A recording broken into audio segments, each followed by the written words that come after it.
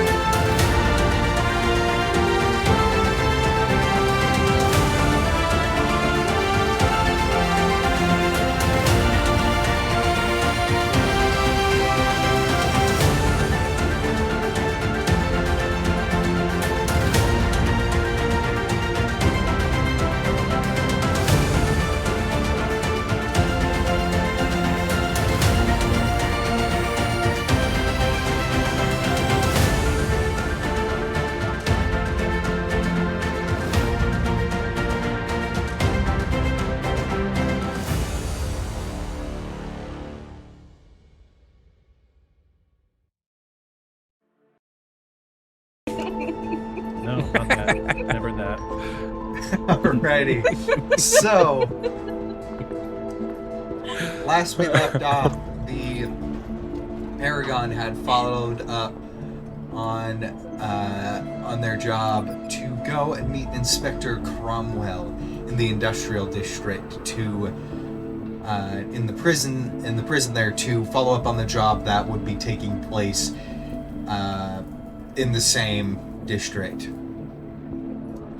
Upon arriving, they managed to find a prison known as the Pit, basically a concrete hole dug in the ground with walls on either side, where you enter from the top floor, and the prisons kept going down.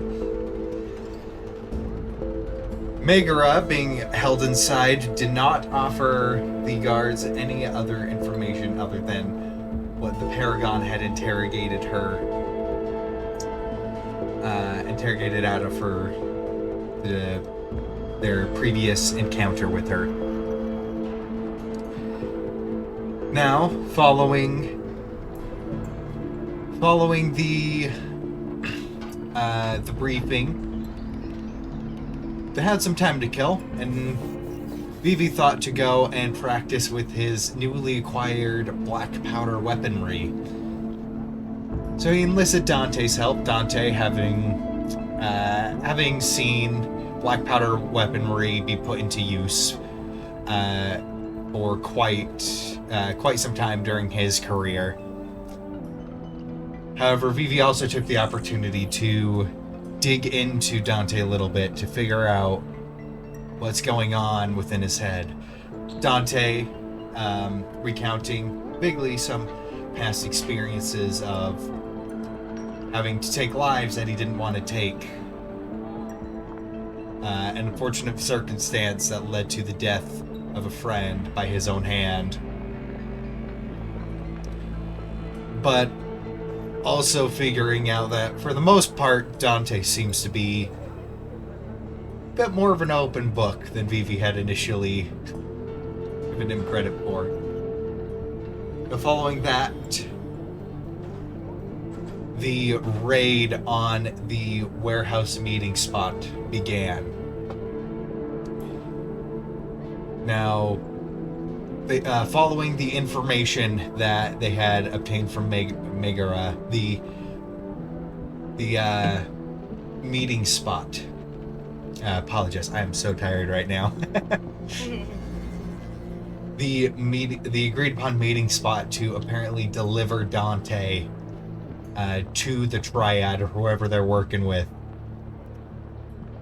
became surrounded by the Alabaster Guard, a decently large size force to barrel through the warehouse doors, Inspector Cromwell through another door, and through the observation deck, the final entrance, the Paragon would break their way in all at once.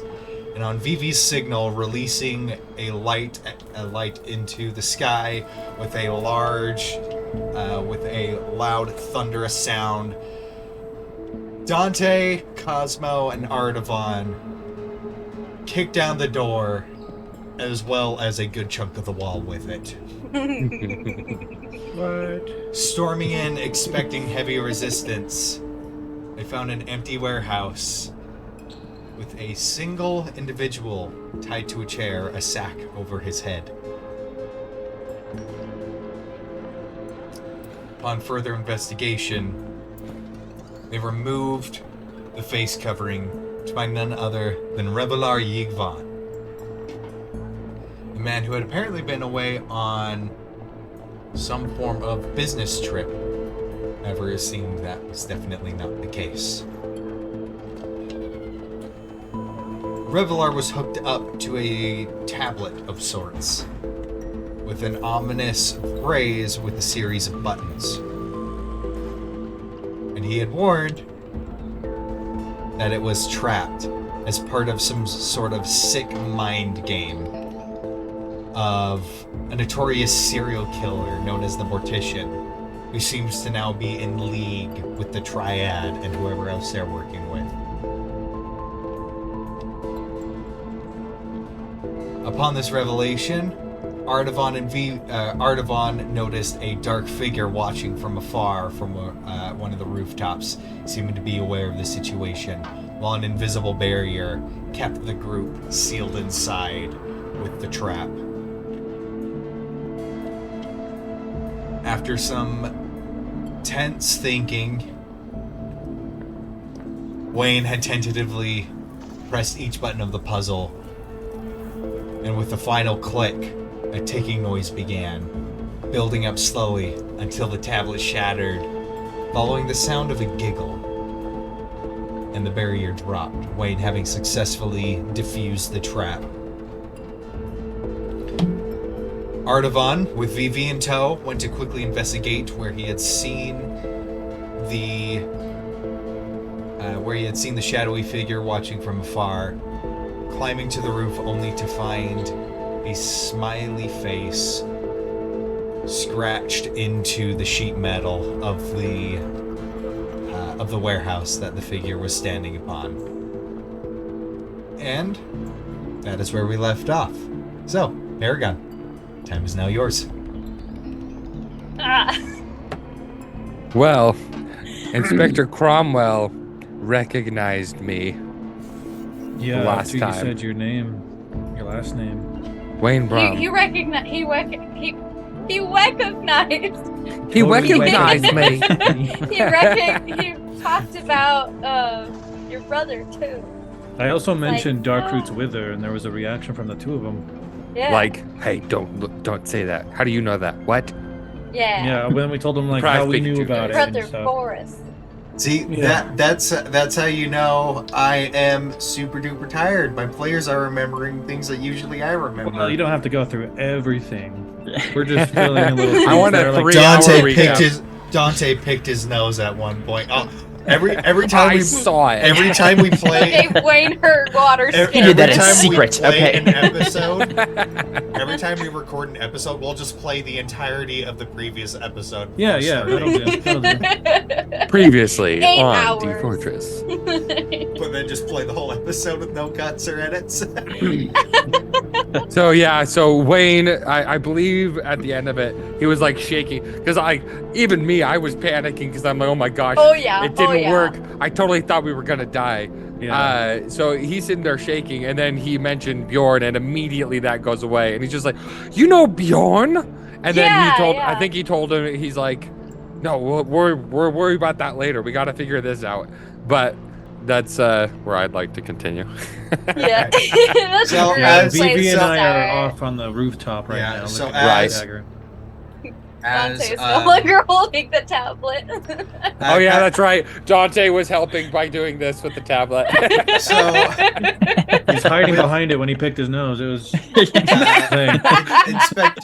Inspector Cromwell has what looks to be a very nice cane that he uses and that he walks around with, and he's kind of using that to like keep Wayne a little bit at a distance for a bit, just kind of like holding in that leg. And Wait, as but he's you know doing that, Bjorn? Do you work with him? run out and search the area. And as he's shouting to the thing, he's just like, no, later. He's kind of like, not actually hitting, but kind of like shooing you away with the cane. Right. No, this is important. I haven't heard from him in so long. I've been looking for him. Where is he? When's the last time you talked to him? How was he? Was he okay? Was he hurt? Et cetera, et cetera, et cetera. Yeah, and he's just like, What color were his eyes? Was his hair cut? Did he get a new hairstyle? last I spoke Did to he him, still have his beard? he's just like, last I spoke to him was 2 weeks ago, and I haven't heard from him since. 2 weeks ago.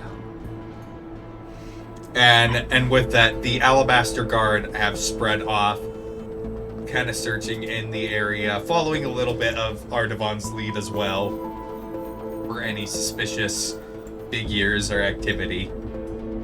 So it was pretty recent. I mean, he said something big was going down, didn't he? He said it was here. Oh. We need to find out where he went. And then... Oh, wait. So you're Revelar, right? Yes, that's me. Can you help us get inside the academy? There's some things I want to read about in there. we're doing this now. It's like bruised and bloodied as he kind of gets up after finally being untied. Well, I mean, I did heal you a little bit. Do you want me to heal you some more?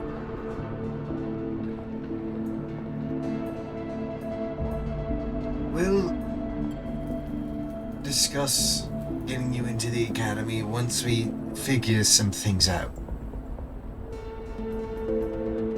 I see.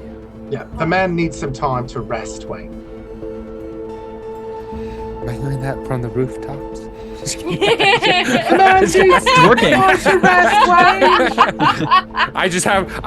I don't have little angel Waynes. I have little angel and devil VVs. No, actually, they're we all both do at this doubles. point. They're both One is a Jeremiah princess like it. and one is There you Mimi, go. and they're both Yeah. important. How about Cosmo says It's just that, chaos. There's no good or he evil. It's just probably wants chaos. Yeah. to rest a little bit. This whole situation has got us all a little shaken up, I feel like. So maybe he wants to rest a little bit, yes. Oh, right. It sorry. requires some paperwork that I really don't want to do tonight. I totally forgot about the trap. That's right. Oh, Okay. Well, tomorrow, can we please talk about this? I really want to know how my brother's doing. if there's paperwork, I mean, Wayne would love to help you, right, Wayne? You Yes. love paperwork. Yes, I do. I would be happy to help you with that. It would get done so much quicker. He's very fast. Very book smart.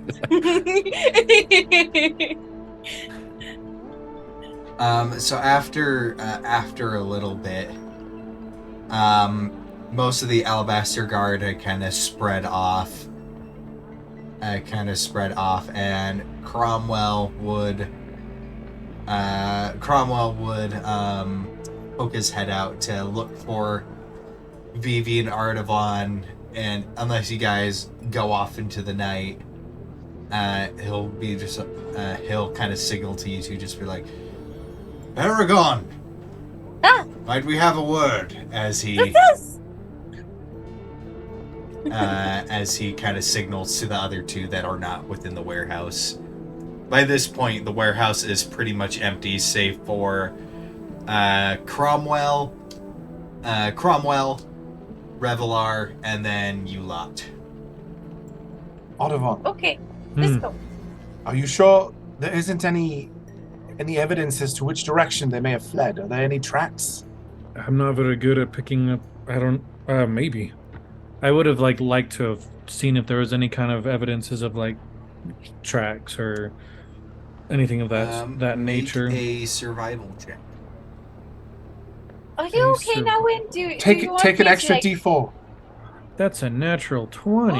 Yo! Oh, With a Plus- D4, plus 4. that's 24 Come on. total. That nose of yours. Nice. You do Yeah, notice go for it. that there are these dents within the sheet metal that seem to be heading the direction of northwest.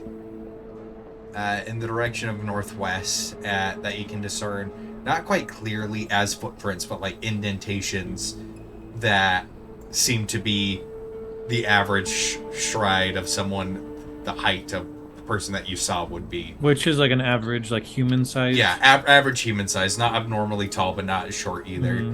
One of the normal size races. Yeah, and as you're following, you realize that these tracks jump from rooftop to rooftop. Even ones that are about 20 to 30 feet apart. Demonstrating some pretty adept physical prowess. However, after about 5 or 6 buildings, the warehouses stop, and then it's just the gravel ground, and that's where the tracks kind of disappear. But it seemed to be heading in a straight line back towards the main part of the city outside of the industrial district. Okay. That could mean anything. I could. Do you have any pen or paper on you? Things that you can write with or draw with? Sure. Because like this smiley face, is there like anything interesting about it, or is it just like a troll face? Like, screw you. Like, is it like maybe there's a little knot on the circle around the smiley face? Anything that looks kind of interesting? It looks more to be like an insult rather than a kind of calling card. Draw it anyway. Maybe that is a cool. I get a good look at it, and I use minor illusion to effectively copy and paste it anywhere I want to. So you just like trace the picture. Yeah, that's awesome. What the heck? I did a rubbing. All I have right. never once thought of doing that. That's brilliant. Yeah, so it's a pretty basic thing, just the 2 lines and the smile. You said there was a dagger or a knife going through it too? No, it looks like it was carved with one. Okay, it was carved with one. I see. I don't know if we're going to find more of these, but just in case it comes in handy. You know, Now I can make it anytime. Take anything we can get. We know that this is connected. Maybe we'll recognize the knife handwriting. But oh, look, he's calling us. Yeah. And then as we're all gathering together, I think I would go over to Dante and be like, oh, thank you for holding that still. My hands were trembling so hard, I thought I was going to hit the wrong button. I'm surprised you got that first try. Yeah, we would we have died? I don't want to think about it. I think you might have saved our lives. Yeah. It was lucky, I guess. Oh. I do like puzzles, though, so at least there's that. But I don't want to do another puzzle for at least a day. Oh, you guys hear Erica? I don't hear. I do I was now. muted. Wow. Sorry, Erica. I was like, I think I see you talking. Cosmo Yeah. was taking a I leak somewhere. Yeah, Cosmo, she's miming over there. No, I'm just Someone What I cast a I'm mute talking to- spell on her. Talking to Wayne. What I said as her was, I was terrified. I almost died again. Too soon. Oh, Yeah, give it some time. I mean, I moved on. and now that the distraction is gone of his brother thing, Wayne looks like visibly like tired now. Like, okay, massive amount of adrenaline. Now it's worn off. Yeah. And now he's just like, oh. You Yeah, can see so it like she's his gonna be shoulders like- are slumped a little bit, and he already looks like he has a little bit of bags because Yeah. of that. Cosmo kind of like moves over to kind of support him. Like, are you okay? Do you need to sit down for a little bit? Yeah, that Here. might be good. Have some crackers. I think, like, yeah, coming she back. still has those stale crackers, but I think at this point they're not stale. They're just old. Yeah, like, poor things. Artaban would go over to Wayne, like, put his hand on his head. Like, I'm glad one of us at least has the smarts. Because we would have been in big trouble if not for your brain. Did you guys find the one who put us in here?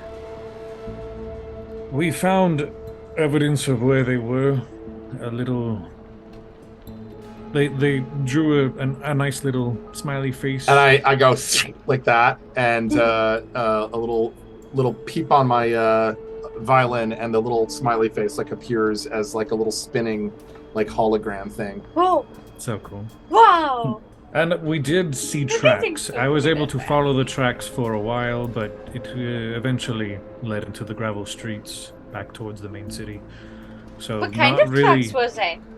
They were normal humanoid-sized people, similar to yourselves. I have big feet.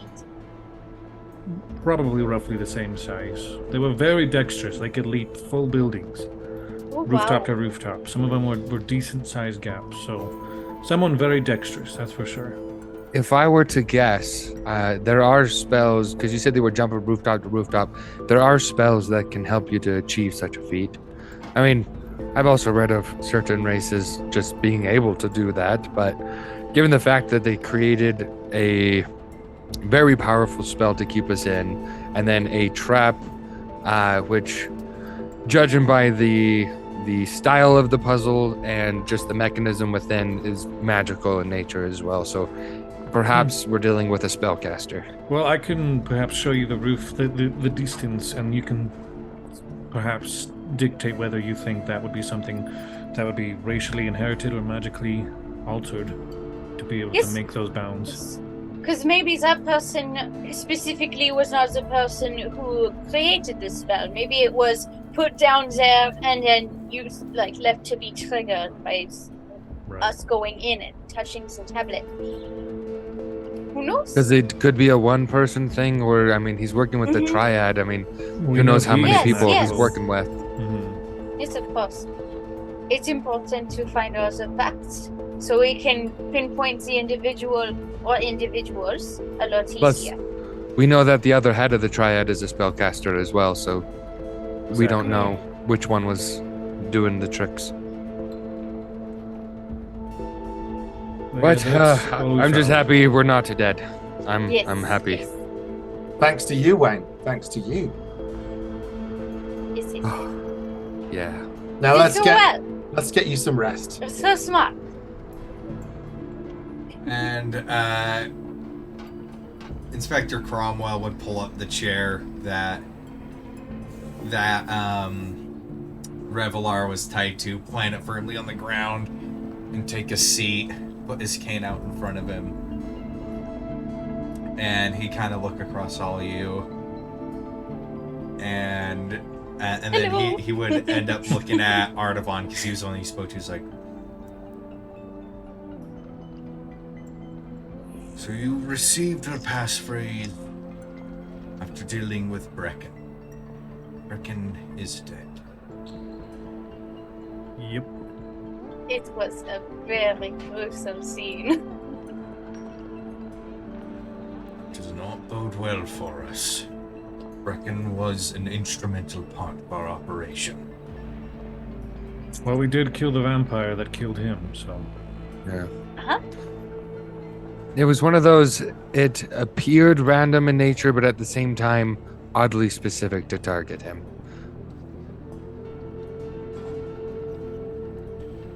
And then we heard the passphrase. I assume you're talking about Dark Roots Wither. I heard it again from Bjorn. He messaged me. He said to head to the academy, use the passphrase Dark Roots Wither, big things going down. They had also assassinated that young carrier. Did we ever get to the bottom of what that was all about, or how that was connected? It seems a bit strange, but I don't know.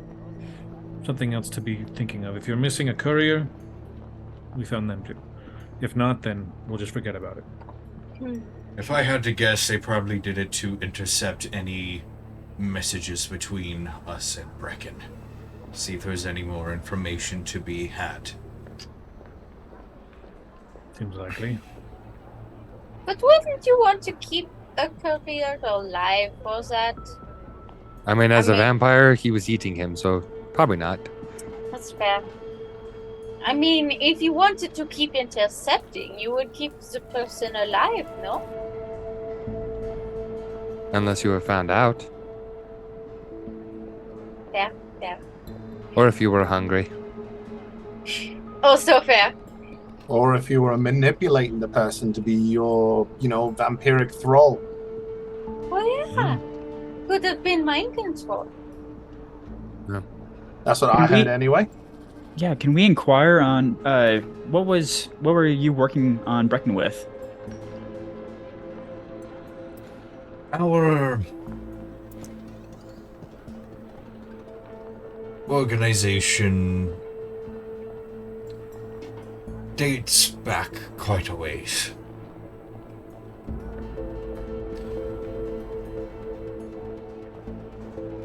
We're known as the, bit of a pretentious name if you ask me, but we inherited it.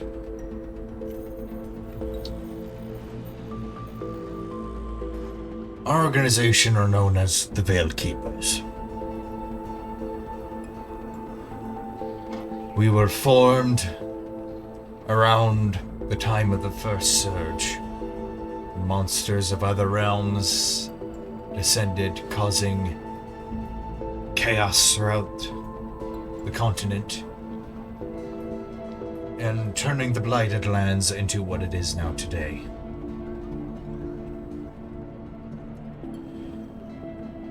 Our purpose is to stop anything like that from happening again. Because while the event is known to the world, a lot of the details were lost, so to speak. It was much more coordinated than people give it credit for. Most people seem to look back on the first and second surges as with the same weight of a natural disaster, just something that kind of happens, but it's easy to forget that a lot of these beings that are coming forth are intelligent in their own right, even if we don't understand their brand of intelligence.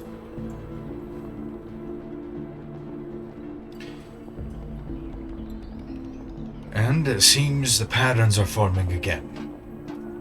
There are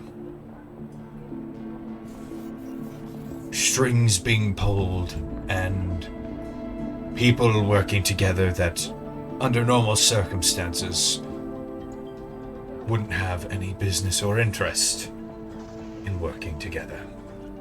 For example, the Triad and the Mortician. The Mortician has been a plague on this city for years now. And up until now, there's been absolutely no reason or evidence to conclude that he was doing anything other than working alone.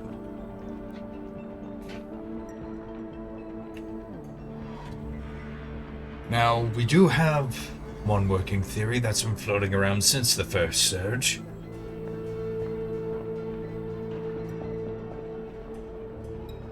Near the heart of the Blighted Lands, there's rumored to be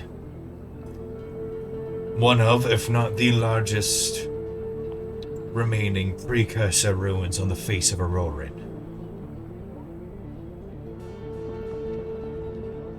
I'd probably look over at Wayne to see if he recognizes the name Precursor. Wayne would be like, just kind of nodding. Okay. Who did they curse? Yeah, who did they? I want to know who they cursed. someone. No, was- precursor as What was in so bad about came the people? before. Precursor as in came before. Oh, that's totally different. All right. Oh, Ruins of the right. people that were here before the gods arrived. That's a long time ago. Sounds like it. I don't know. There's very few books about them, and most of the books on them are mostly theories. So you're saying they didn't know how to read? More accurately, their language is long lost and their writings indecipherable. They must have had really bad handwriting. Some of the theories I've read actually describe that they were quite intelligent beyond their time.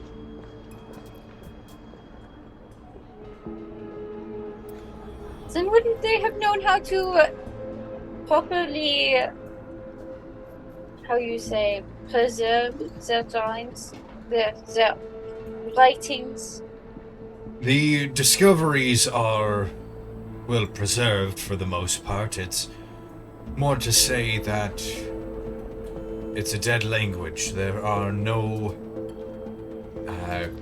there's currently nobody that can discern the written language. Surprisingly, even through magical means, it seems to fall short. That's not nice.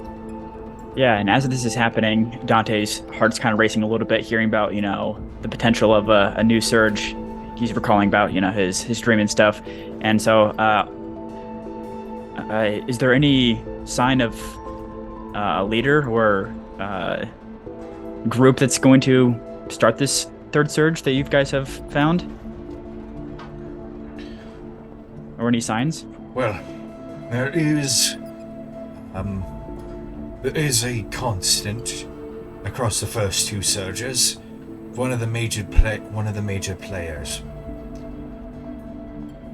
Well, was an ancient race of creatures, hyper intelligent, that function as a hive mind of sorts, that seemed to spread across the astral sea, infecting, manipulating, and eventually dominating the planets that they come across. Now, for the most part, the hives that exist here on Auroran are buried deep within the Underdark. Deep within the Underdark, deep beneath the oceans, in between the two continents west of here.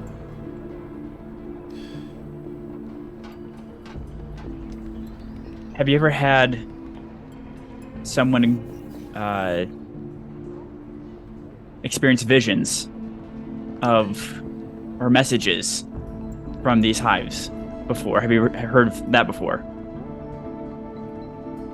They communicate telepathically with one another, and while I've never encountered any myself, my predecessors' research notes were more than disturbing. Well, I don't mean to alarm you, but I've spoken with my crew about this before. But some of what you've spoken about, I've experienced myself. I had a vision of a purple figure that I've never seen before, saying that I would be a messenger and take part in this third surge. But I have no ties at all to this group, and it honestly confuses me and my group as well. Didn't they say that you had a sleeper agent, or what was the wording? That was, yeah, what? I'm trying to recall. Yes, they said I was going to be a sleeper agent or something. You see Cromwell and Revelar share a grim look. And then Revelar kind of shakily stands up, goes in just like, if you'll excuse me a moment. And he gets kind of really close up to you, Dante. And unless you stop him, he's gonna go and like kind of like look into your eye a little bit, like open up your eye. I already checked those. And it's just like, And I willingly allow him. I'm kind of concerned myself. I'm No, freak out. no. He's awake right now. Nothing in between his toes either. Have you had- We checked. have you had any gaps in memory, or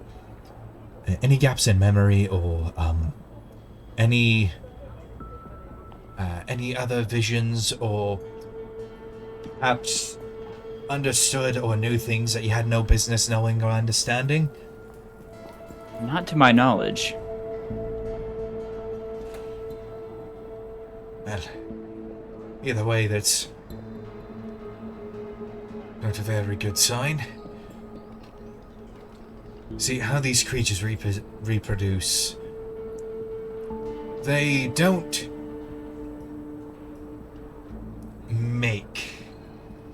mold themselves in the way that, life here on Auroran does. They create these amphibious-like creatures when they're first born. They make these tadpoles. And these tadpoles then infect a host like a parasite. And eventually, the tadpole consumes the brain and replaces it, takes over the body, and the physicality changes that to reflect the monster. Well, let's say hypothetically there was a tadpole in me. Okay, there's a cure, right?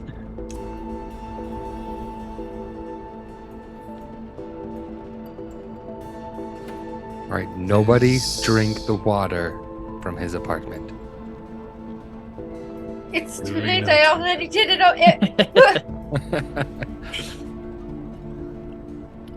Short of cutting it out immediately, not that we've been able to find, at least not within our or our predecessors' means. What happens if you don't cut it out? You die, and your organic matter is used to make a new mind flayer. Cut it out of his head. It's usually before it reaches the brain. I would not recommend doing a lobotomy. Is that something that he can survive? Wait, how Has does anyone one ever contract survived? one? How did you get? If you have one, how did you get it? We've been with you the whole time. I told you to use protection. Oh, It's from that date, isn't it? Is it when Princess kissed you? Was it from your goddamn girlfriend? It was Princess. as best we understand it, the tadpoles can survive outside of a host given proper incubation in a capsule for a short period of time, usually around a day or two, before it finally withers. There's like maybe a glass canister, and then Cromwell interrupts Revelar and looks at one of Dante's wounds, and it's just like, or perhaps a modified bullet. And then I'll just look at Wayne. That I goblin. love the camera change. Yeah, I saw that the other. Yeah. Wait, does that mean all of us have it? Because we were all shot. I wasn't. I'm fine. Most of us were shot. I haven't had any visions though. No. Hmm. It's only a matter of time. Wait. Didn't the goblin want Dante alive? Yeah. I believe she said to kill all of us and take him. So it may be safe to assume that Mr. Dante here is the only one that's affected. For now, at least. You mean infected? That is also applicable, yes. Do you know how long it takes from tadpole to overtaking my brain? Is that known? Usually depends on the strength of the tadpole, the willpower of the individual. It's reported to sometimes be as fast as a week or as long as 6 months. Either way, Dante, you seem to be a ticking time bomb. Hey, Not much Dante, time at all. hold this for a sec. I'm gonna hand you my holding. blue scarf. Holding it. Put it in your mouth for a second. Okay. Just bite down hard. Now try not to move. I'm gonna pull out my dagger and I'm gonna stab you right where you got shot, and just start kind of digging around. And then with the other hand, I'm gonna have. You'll see a healing spell ready, but I'm like, Wayne! you're not going to turn into one of them. Yeah. As I'm now digging around in If the he bullet has wound. vision, it's Hopefully the probably- correct one, because you have several. No. Is he in the wrong bullet hole? Well, you were on the wrong no. floor. You're on the wrong floor, Wayne. So you have the arm one, and there is a very arm one, and then there's one in the middle of his chest, which you can see the bullet hole through the damaged armor, but not He would go for whichever one looks more fresh. the chest no. one. Then Oh Okay. no. Which- So Wait. yeah, Stop. Stop. If he saw the vision, No. it's already in his head. no, it can't be. Stop moving. Wayne, stop. It's fine. I read this in a book. I read it in a book. yeah, Standing sorry. there, just. Wayne, no. I do have trust in Wayne, but I'm also in pain. and Listen, Revelar and procedures. Cromwell are horrified. Like, Yeah. there is I'd like go and like stop Wayne, like okay, Wayne, we'll figure it out. We can do it once we're like when we're in the right place. Yeah, Cosmo It'll be will like okay. pull his hand back, just his hand with the knife back. I'll just, like do just stop, like a stop. couple lay on hand Stop. points to like just stop the profuse bleeding that probably started. Just think of it. Now your sleeve is going to be stained too. There is another possibility. It's different when you do it in person. I'm sorry. I thought I could get it. Well, Dante, do you feel any better? It was a noble effort. I want to say things like It was a good because effort, Dante Wayne. accepted the hit, wait, go ahead and roll damage. But because he accepted the hit, roll it as if it was a critical.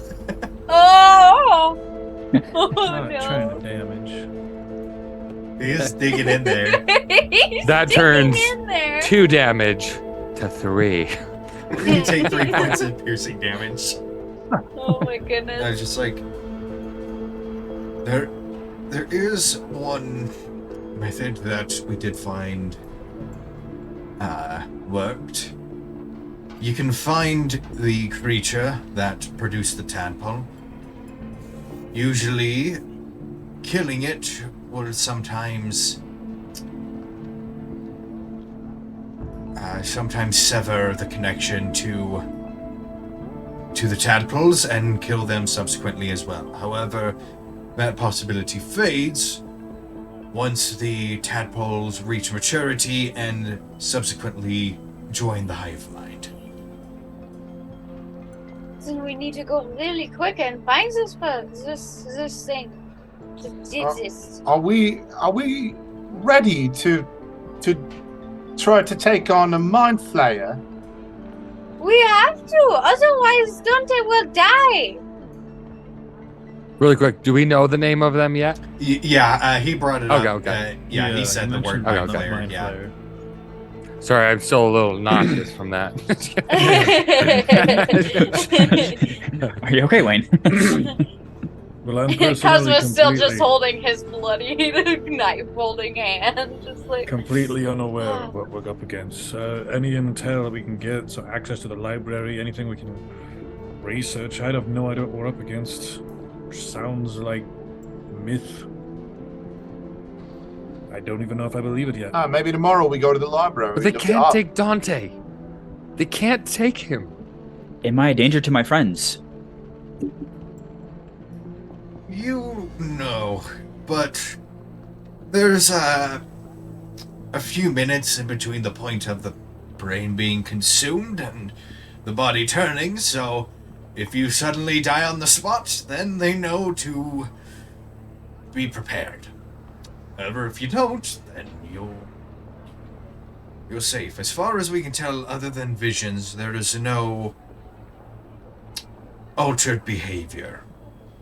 Because at the end of the day, all research points towards you and the tadpole infecting you being 2 completely different entities. I mean, are we talking like a day? Are we talking a month, a year, years? Anywhere from a week to 6 months. Yeah. So you've been researching this for a period of time. You've had other cases of this happen. Not personally, however, there are plenty of notes left over from the first and second search that we keep in our in a private location. Not that I'm suggesting anything, Dante, but I'm curious. What happened? Is there any accounts where the host dies? Would the process still take effect and they essentially just sit there like in a cocoon state until they're ready? Or does it actually die with it, if it's premature? Within a dead host, within a dead host, it's as if the tadpole is in an inactive capsule. After about a day or 2, it should run out of life energy to feed upon and wither and die. Interesting. And what if we like put you in a bunch of ice for a while and like just give you a nice quick ice bath, do you think that they would react to like harsh temperatures of different heat or cold? These are all just random things I'm thinking of. I'm sure Artavan thinks of them too. I'm writing down your questions too. Honestly, experiments like that haven't been tried, and if they have, not very well documented with the notes that I have. Right. Well, cool, However, Dr. J. what- We're gonna have lots of fun with you. Just look down. Oh no. We won't let anybody take him away, Wayne. But if they do, don't worry. We'll cut your head off as soon as you croak. So there's Thank you, nothing baby. to worry about. Can always count on you. Pat on the back, like good reassurance. Why are you so willing to promise him you Yeah. kill him? What? I'm just letting him know. Well, we wouldn't let him turn. That's a mercy. And you would let me. Anyway. Don't worry, we'll so try and just- save you first. I would hope so. No. Well, you did teach me how to use these weapons here. Heft's the rifle. That got you brownie points.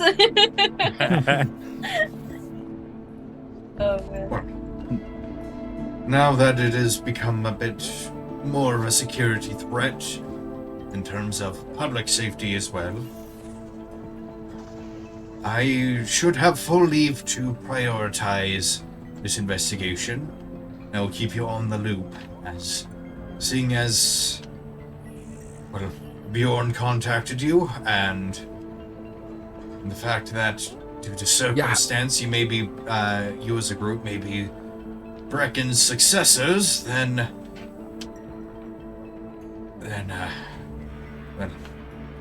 Now, that is my next question. How does Bjorn play into this? Who is he to you? He is a part of our organization here.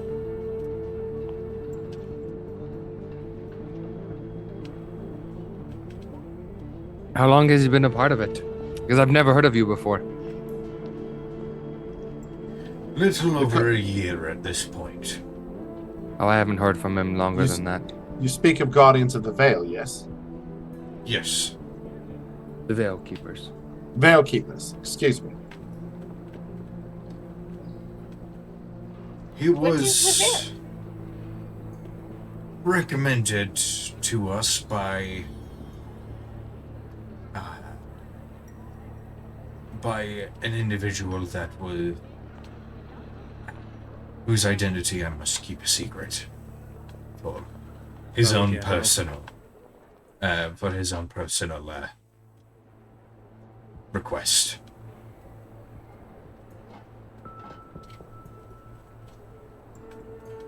Do you know Gramps?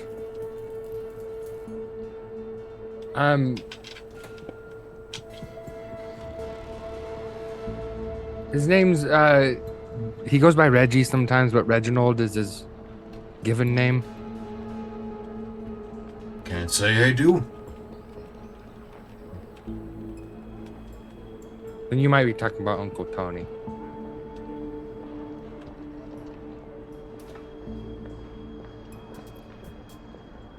No, but Uncle Tony didn't know.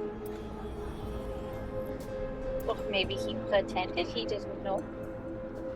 Well, That being said, whatever information you do have, Bjorn has been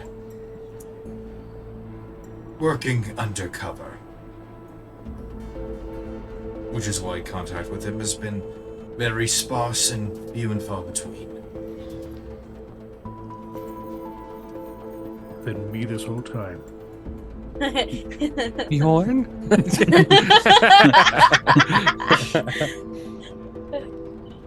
Take off my mask. Skin suit. Oh, gosh. Now, When were you planning on meeting him again? I really want to see him. We don't, he finds us. So maybe just think about him real hard and he'll hear you and come to us. I mean, that's how he reached out to me, was through my mind. So maybe he'll do so again soon. Is there any way for you to do that in return, Wayne? Not that I know how. I know there are ways to do it, but I don't know how to do them. Right. The closest I have is this earring, but it's very limited.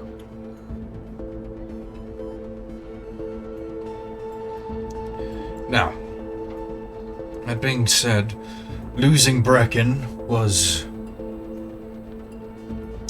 It is a major blow to everything we had running. As well, we do have resources, as well as some backing. Brecken was, for lack of a better term, our more public face. He had influence and contacts that the rest of us could only dream of. Not easily replaced. Exactly. Even so far as having the ear of the Queen, we are hoping to enlist her help in this. The rest of us already have a list of responsibilities. Now, luckily for us, here in Alabas, mercenary groups like yourselves can sometimes hold more sway than people give them credit for. While these groups are sometimes a dime a dozen, ones that really distinguish themselves are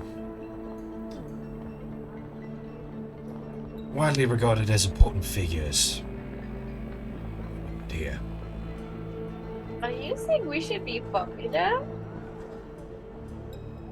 To put it in layman's terms, absolutely. We lost Brecken, means we need somebody to build, rebuild, and make those connections. What was Brecken's interest in the mage Hardcastle? If he died a while ago, we saw that was in his notes. Brecken was the current legal owner of the Hardcastle estate. And, Guthric Hardcastle himself, let's just say his death was a bit more of a convenient truth to give to the people.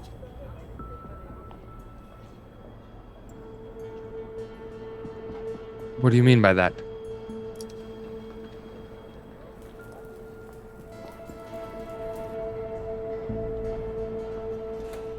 He's not completely dead, just mostly. Oh, good. Good for him. He still lives within his estate.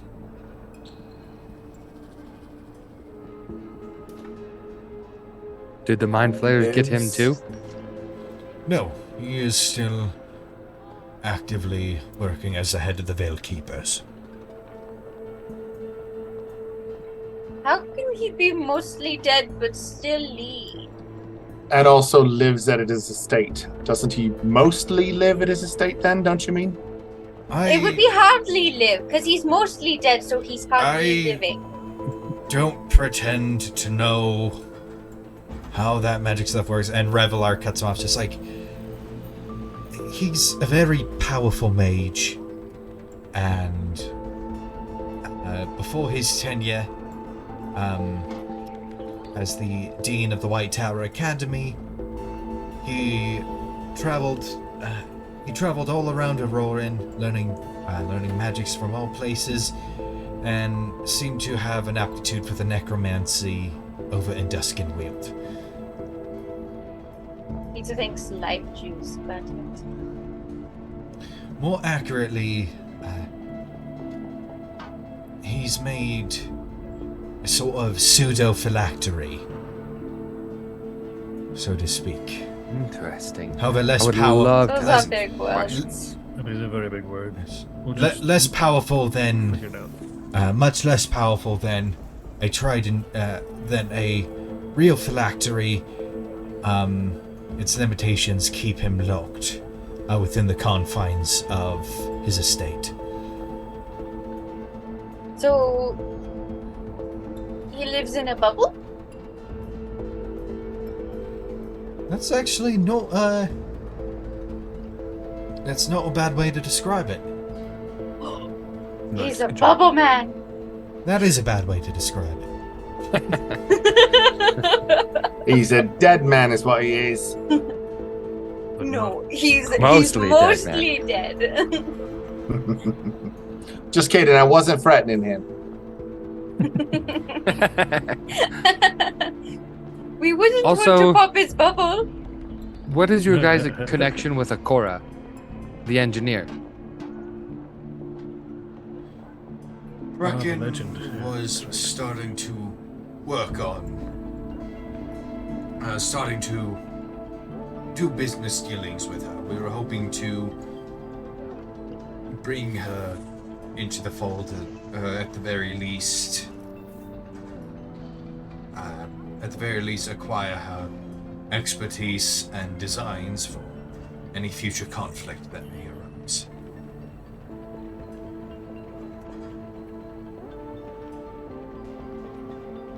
He's another one I would love to meet. But with Bracken And you're- gone, that bridge is currently burned. And what about Monastery of the Open Hand and the Skydancer Temple? There were other potential candidates for help. The Monastery of the Open Hand has not been yet made aware of the existence of the Veiled Keepers.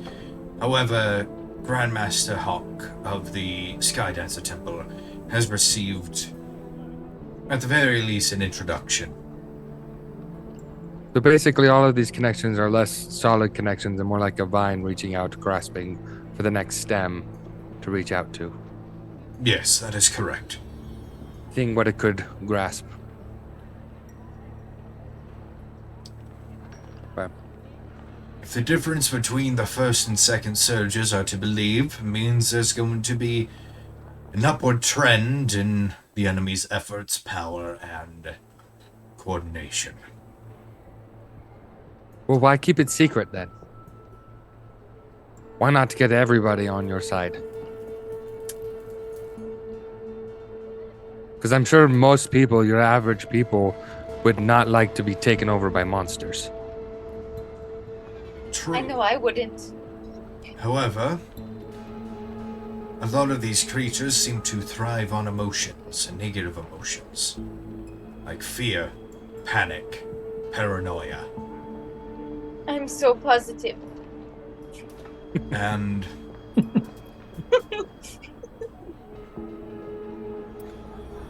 while yes, the average person would do the right thing, there are also those people that would give in to the fear, the promise of power, promise of resources, lies of safety to the enemy.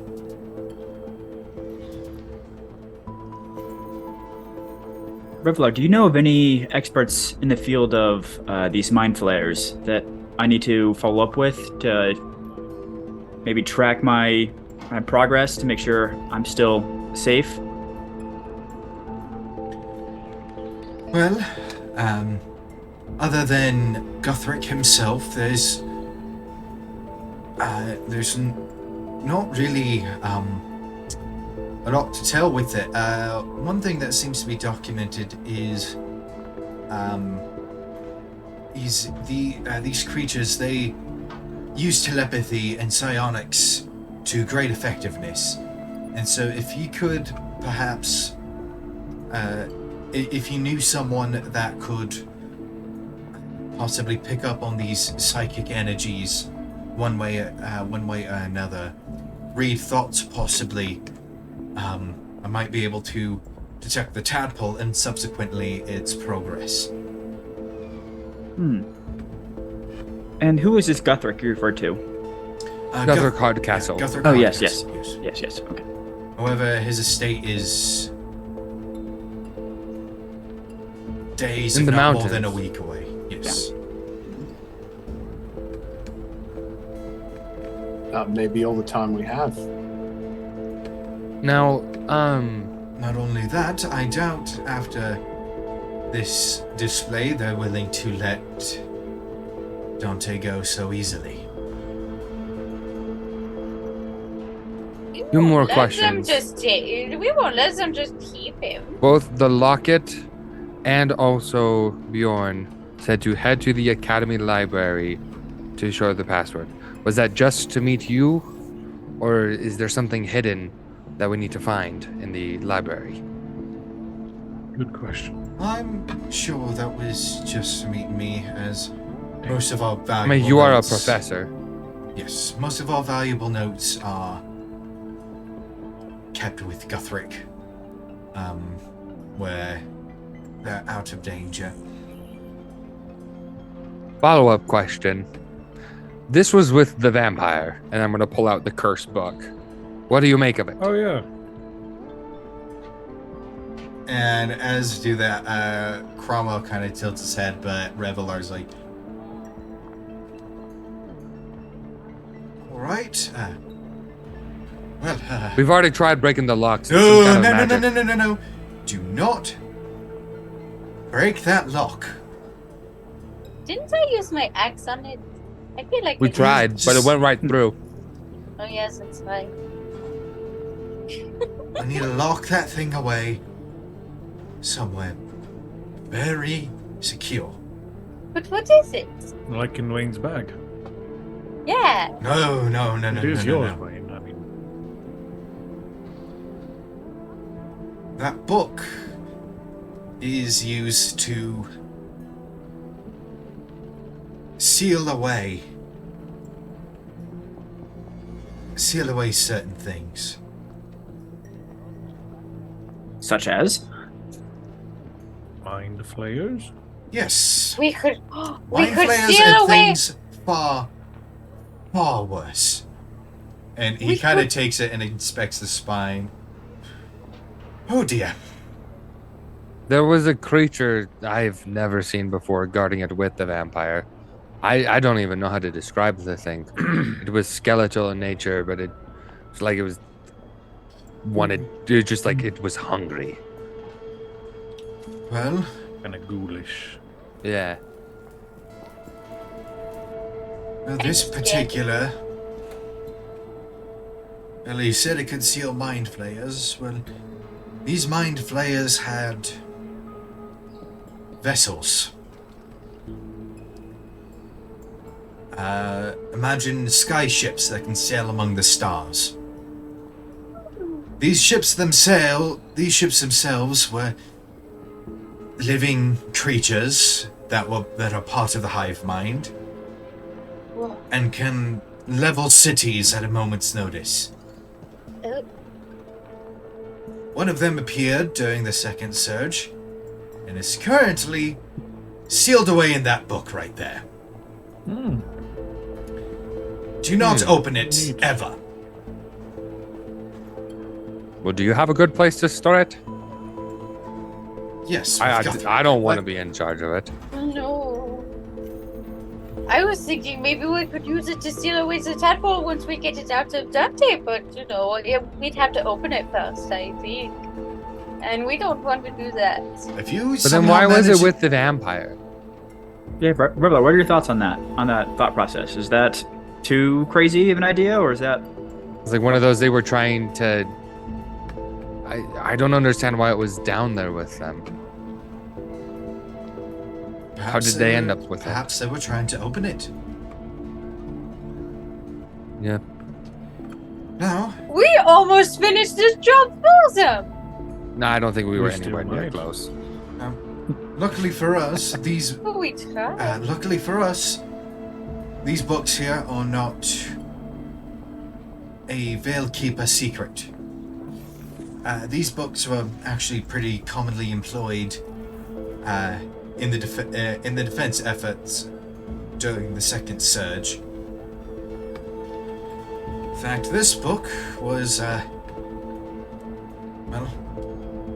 this vessel is sealed away by the Queen herself, so I'm sure she'd like to have it back, and I'm sure she knows proper security measures for this. So, I will. Can you get it to her? Yes. All right, Lise. You can have it. I don't want it anymore. Yes, please hand it over. And he like I don't wanna play He with like you snatches it away, anymore. just like it's like these guys don't know what they're holding. It's like one. Made a of- nice. Just Like, Well, it's a good tossing thing it I over. grabbed it then. I was I'm gonna leave gonna it there, miss and I almost using forgot it as about a. I'm gonna miss using it as my chair during camp. Bless you. It's a nice It's a- chair. Cue It's a very nice montage. boat vest. Yeah. Cue montage of all of the different things that the Paragons have been using that book for. Drink The coasters. back scratcher. Yeah. Drink coasters. Paperweight. Yeah. Uh-huh. Princess is like Footstool. kicking it through a field just for no reason. Yes, we took good care of it. Oh yeah, no. Princess is using it like a sled to like ride down a hill. When there are no bushes. Princess, did that break the chains? Artaban's taking watch and he's holding it next to the fire. Oh, it doesn't catch on fire. Interesting. Oh gosh. We took Many really good, uses of careful a care of book. it. Oh man. The many uses of a cursed book. Oh, Wait, gosh. you've just had that thing the whole time, Wayne. Yeah. Vincent the vampire. Wow. Where he wants it. Hold on. Yes. Oh my gosh. So where do we go from back. here? Yes, what now? So, well, I definitely want to go to the library. I want to read more, but I mean, you've also had a lot of time to study there. Is there anything we need to help Dante? That's the most important thing. Yes. Where do we go? What do we do? Well, got to find the Mind Flayer and kill it. And You how said they do have we do powerful that? telepathy. Do you have any idea how far they can reach? Not sure. The notes that we have on them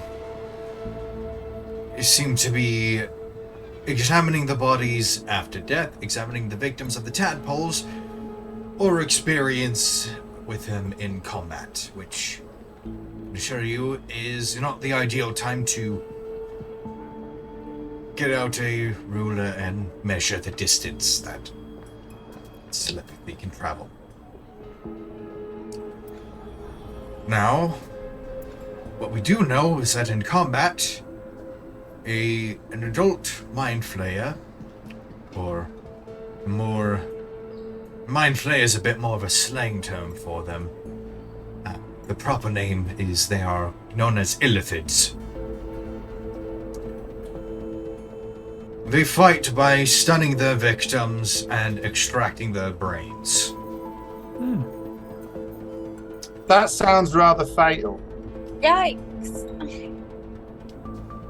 Ooh. Don't want to get close to that. We It's need not- to get it's this not thing out of him as far soon off as from a possible. It looks like Mr. Hardcastle is our best shot at this point. It seems so. That's unless there's some other way of learning the location of a mind flayer. There's not much other I Or think we like can at do least besides some way the to academy find out. or You know. the hardcastle himself. Those are the only two things I can think of. Well, you said you could use mind reading to be able to find the tadpole within Dante. Could they do the same thing in reverse to find the mind flayer? Revelar speaks. I was like, that's very much a possibility. However, if we had mind reading capabilities, we could possibly just read. We could possibly just read one of the Triad's minds and see if they have a hideout anywhere. Which also leads me to another question. How did they know we were coming tonight? Well, you seem to That is a answer. good question. You seem to have answered your own question. Telepathy, Mind reading. which means if there is a limit on the distance, it means that the mind flayer possibly couldn't have been far from Megara. What if the person on the roof was a mind flayer? I don't know what a mind flayer looks like. I don't know. Might have been. I don't know. Did you finish that drawing, Dante? I'll look at my little backpack with all my macaroni stuff. Not yet. Well, once you've got that done, we'll have a little bit more of an idea of what they look like. But Revelar, in your studies, are they ideally these mind flayers? Are they purple? Do they have tentacles as mouths? Piercing yellow eyes. Is that what you've seen before, or is that something else? Yes, it's like an unholy combination of a deep sea creature and an evil wizard. Best way to describe them. Yes, that is a very apt description.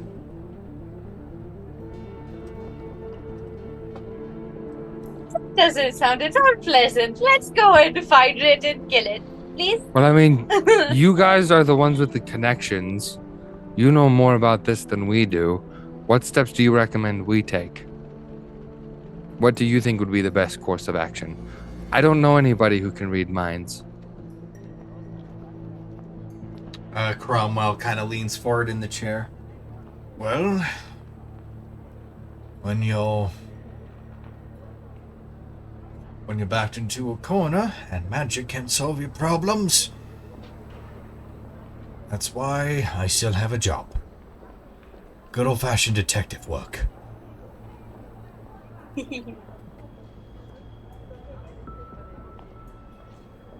So what do you recommend we do? What is detective work? What is a detective? Revelar's like, I have contacts, other professors in the academy. Perhaps one of them is willing to lend their service in order to be able to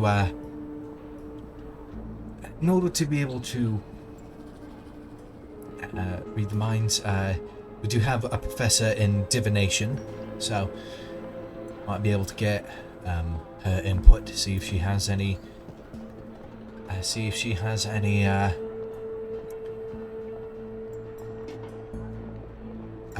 any information or means to either remove the information from a member of the Triad or locate the creature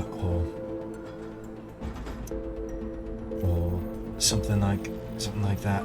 Something this smart probably has methods of avoiding detection, such as scrying and things like that, but you can't prepare for everything.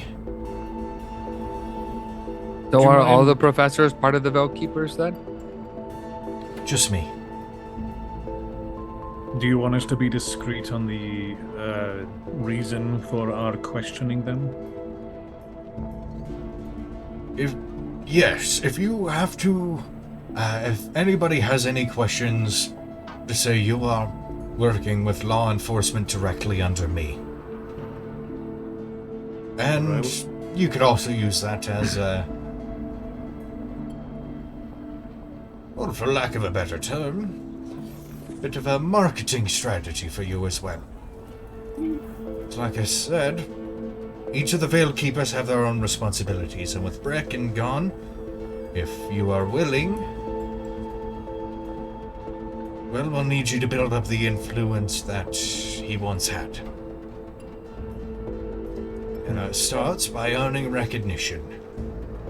By the time we do that, Dante might already be gone. I mean, little Maybe- steps. We'll take care of that first. That's more grand picture. I mean, if it means I get to ask these questions to all these interesting people, I'm interested. And Reveler, what was the name of that professor you recommended us reaching out to? The divination one. Yes, let me Righty. pull up my Dungeon Master notes. It would be good to get a list of the names or books, things you might recommend while we're here in the city, so we can just tackle them all. So if you I can will get a have list to, us. at some point, discuss with Uncle Tony, though, because he specifically sent me and my sister out to find Bjorn and Uncle Darv. Once I find them, I found them. Have you mentioned that you have a sister? Yes. Okay.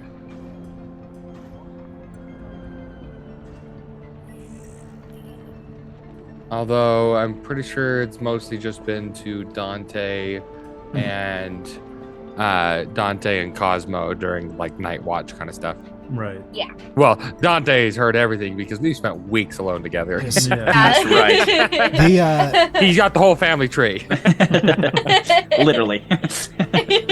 the professor, the professor of divination at the academy. Her name is Ingrid Cello. Sorry, I was chewing. Ingrid, what? Cello, Sello.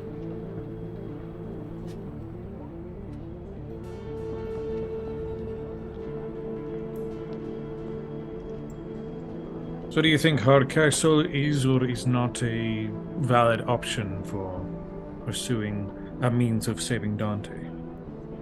Do you think this staying here and doing this detective work and working with your divination professor is more effective or more likely to gain us results? Personally, yes, because traveling to Guthric and subsequently traveling back is a lot of time to spend, and Guthric can also not leave the confines of his estate.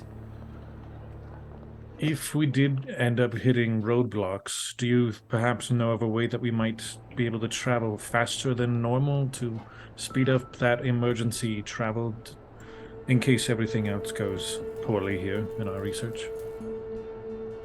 Faster steeds. Could you provide, with resources to us? I could definitely pay for things like carts and mounts, but other than that, beyond our resources, it's beyond our resources currently. Very well, just checking. How big is your organization? Are we talking like 2 to 3 people per city, 2 to 3 people per country, 2 to 3 people per building? It's Veil Keepers as a whole. We have 7 members, not including you.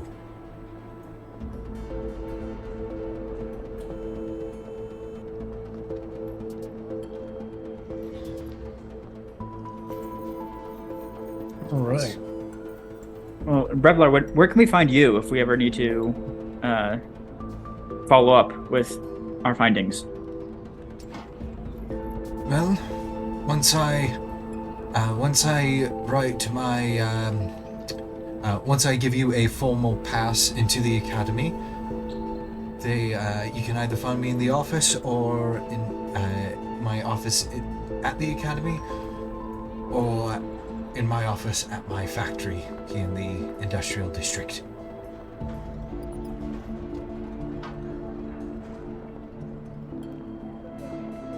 All right. So, shall we get heading on then, and perhaps Wayne can help you with paperwork so that tomorrow we can tackle this thing? Is there any other questions that anyone has, or things that we need to get out of the way? Nothing that comes to mind. Oh, I did want to see that rooftop.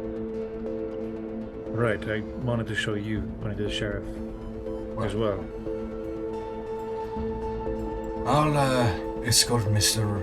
Yigvan here to a medical facility for evaluation. So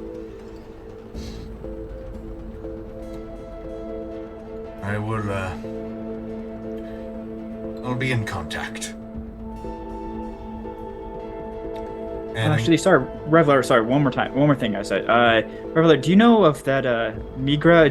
Do you know the one that shot me? Do you have any reason that she would be tied to these mind flares at all, or?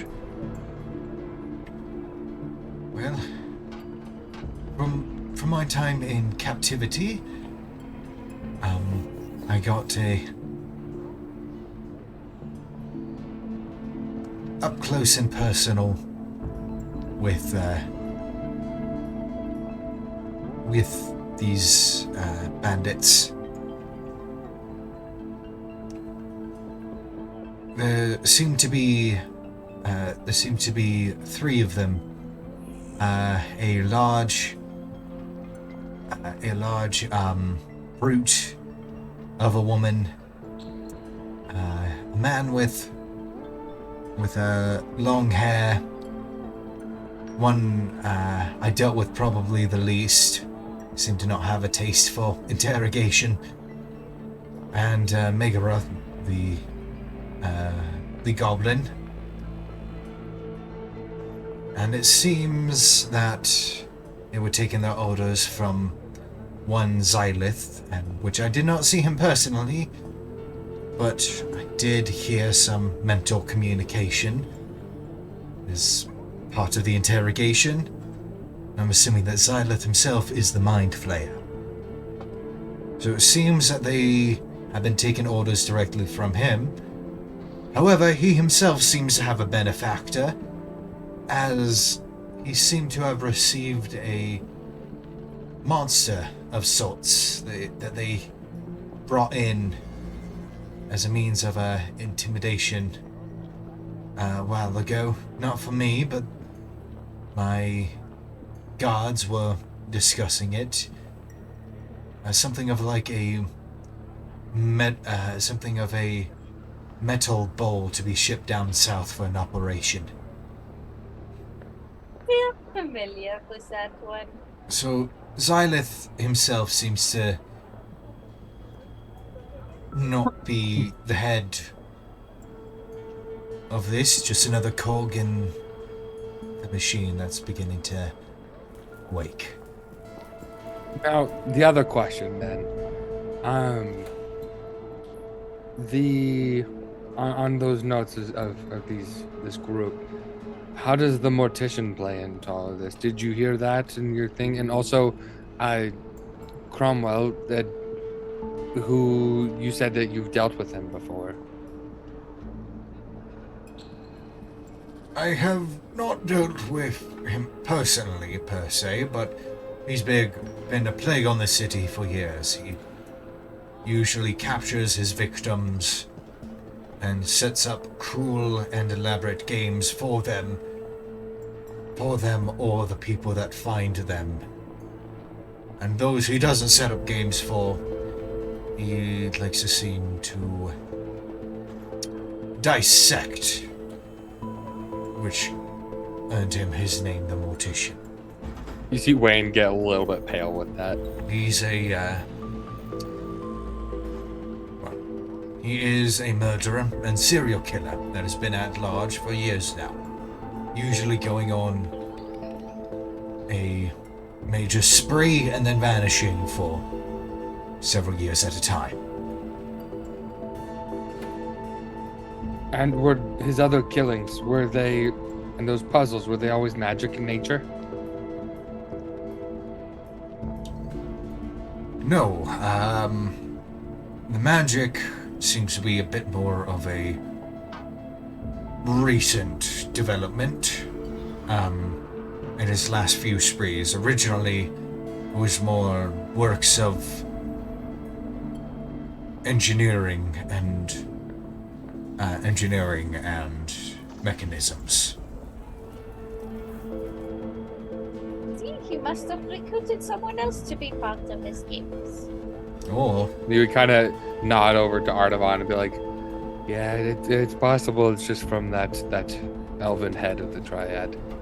Judging, and Reveler speaks up, judging from the fact that he has these new resources, it's safe to say that he was offered something in exchange for assisting this movement. Things like this happened during the second surge, that before the chaos truly took effect, there were dealings behind closed doors between less than reputable folk and some people with pretty significant power that allowed the surge to cause a lot more damage than it would have with a more unified front. They destabilize before they strike. Hence another reason to keep our organization a bit of a secret.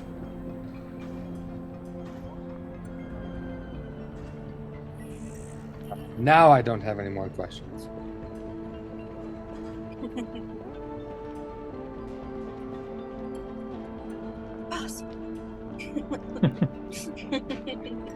We gotta hurry before he thinks of more. Oh, I'm he's, as he's saying that, I don't have any more questions. As he's flipping through his notebook, do I have any more questions?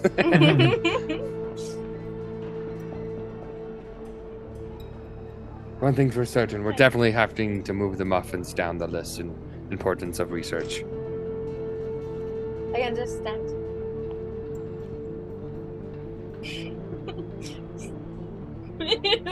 Only when it's one of your friends' lives at stake. Yeah. Only then. Only then. That's the only And thing only that takes because it's happening in the priority. next week. Yeah. Or 6 months. Okay, let's be If it took optimistic a few here, people. years, maybe. Don't tell Wayne that. He's going to start moving it up the priority list again. I would, if that's all, I would very much like a warm bed to finally sleep in, so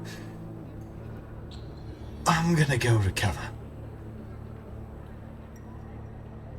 Artavan and Vivi, can you guys take me to that roof?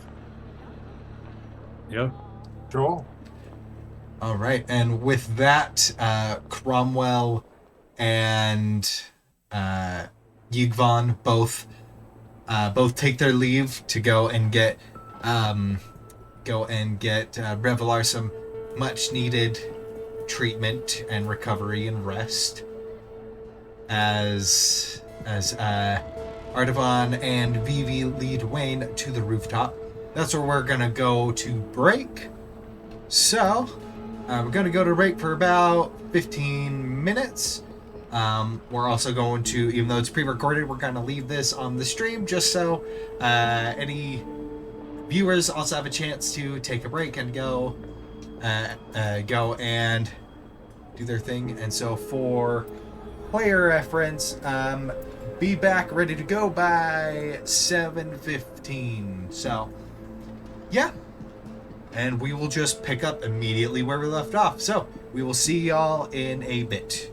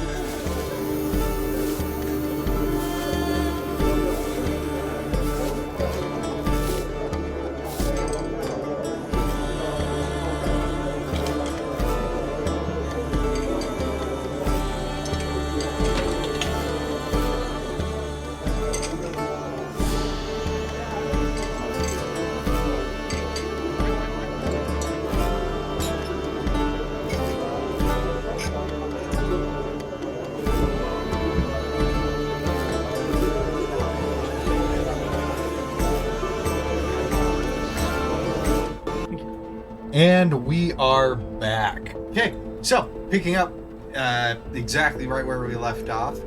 So Cromwell and Reveler Yugbun had taken their leave. And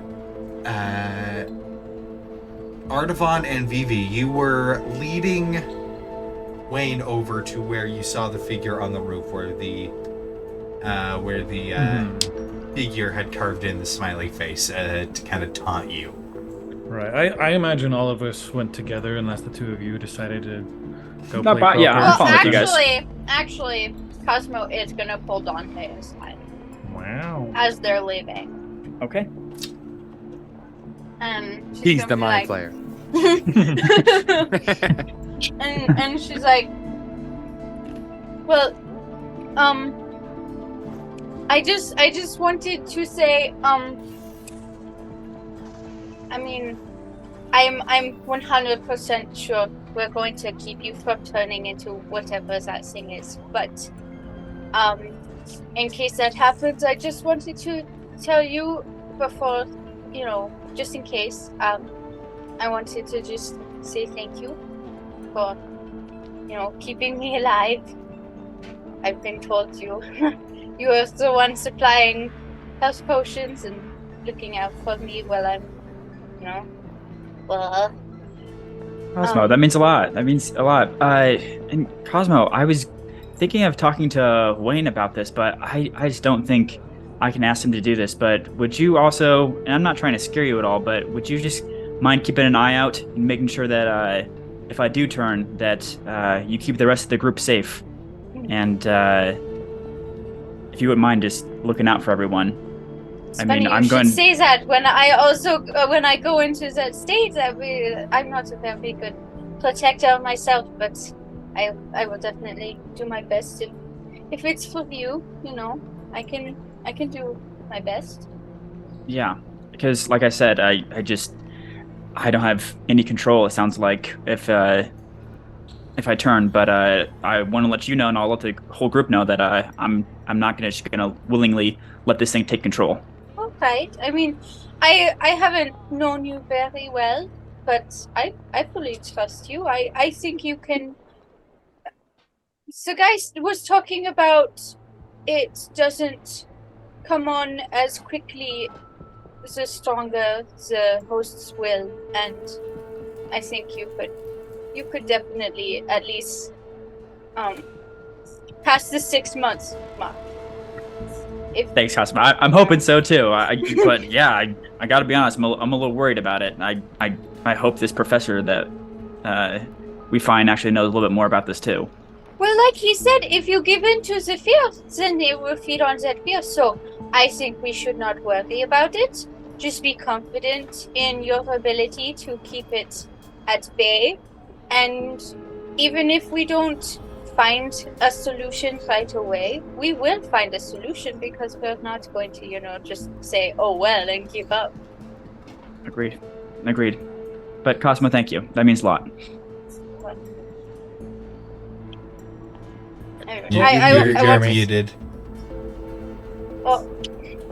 During the end of their conversation, good, I'm glad that I didn't interrupt. During the end of their conversation, Vivi kind of like shuffles in just towards the end. And as they're talking about, finding another way, Vivi uses minor illusion to cause like a dotted line to appear on Dante's neck, and then like points to it to Cosmo. Phoebe, no, What? not that way. Gone. It's gone now. What? It's going to be a way that does not involve him dying. This is just a plan Q. That's This all. isn't your conversation. It's well down the line. Cosmo, we do need to be realistic though. I don't want to Meanwhile, be. Wayne is only halfway up the ladder and he's super out of breath. You're basically having to push him up. He's exhausted. I'm just sitting on the roof waiting. Or he could just sit on your shoulders while you go up. Maybe next time, but I wasn't expecting this. He's extremely shaken. You should know that took out all his energy. And he also rolled a 2 on an athletics check. And he has a -2 to strength. Wow. Wow.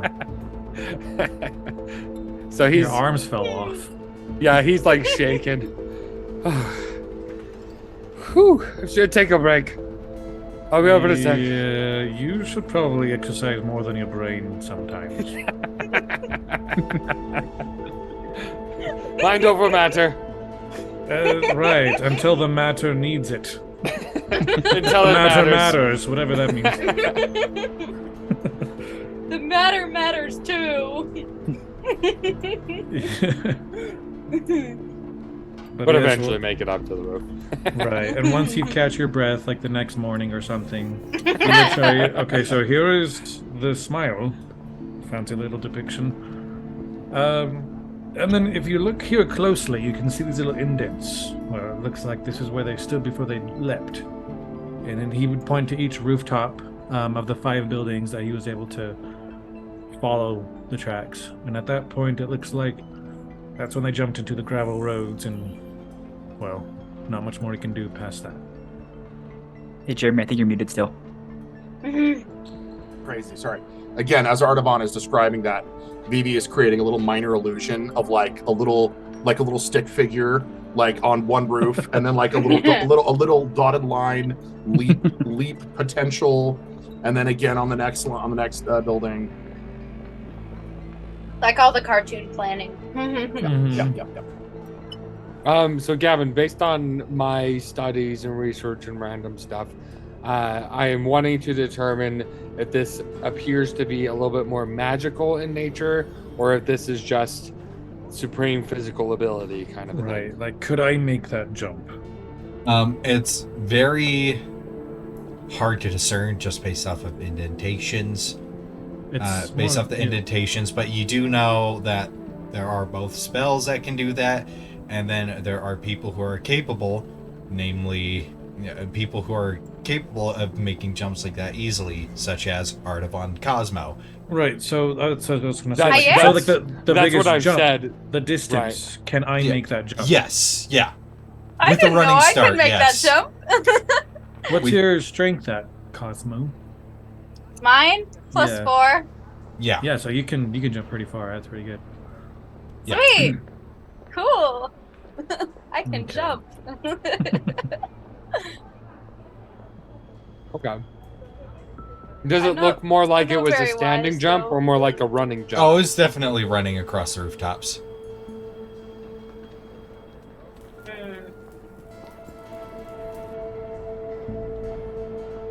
Well, according to his history, it sounds like he was more of a tinkerer, but I think it could just be. My assumption is it's more on personal prowess, and then with the help of a spellcaster after that conversation. Right. Well, okay, well, it doesn't know the field very much, but it was at least good to check. Right. Guess we can get going then. I would love some sleep. Range. So I assume, I guess it's once we're all together and everything, I assume we will want to meet back with him in the morning and go over the documents and get the who's it, what's it's to get into the Oh, library. absolutely. So anything we want to do tonight? Want to head back to my place, guys? Is that fine with you? I've got something, yeah. As long as I don't Oh. drink Yeah. the water, we're good. Yeah. I already drank it. It's only a matter of time. I just like to head to jeweler before we hit the sack, as it were. It is about at like Midnight. It's like- 1 it's like 1 a.m. by morning. now. Oh, it's that late. Oh, yeah. probably not The tonight. raid, Okay. yeah, the raid started. at Probably not midnight. tonight. Yeah. But you, Oh, that's right. It you- started at yeah, midnight. you Are all do- the fast food places still open? There's a couple. I would say go ahead and Cool. roll percentile for me. Me? Yeah, I forgot Yeah. we started at Oh. midnight. The raid. Yeah, I forgot that too. So that changes my mental perception. Like everything's darker. 45. 45. Looks like the Meatball Mansion is closed. It closes at 10 p.m. Looks like. Aww. Sad day. But take the trolley back. If you want to go, everybody go ahead and mark it off. silver for it. You know, eventually, dang it. we're just gonna be able to make a compilation of Artavan going, ugh. Ugh, ugh. Yes. Oh, city. Taxes.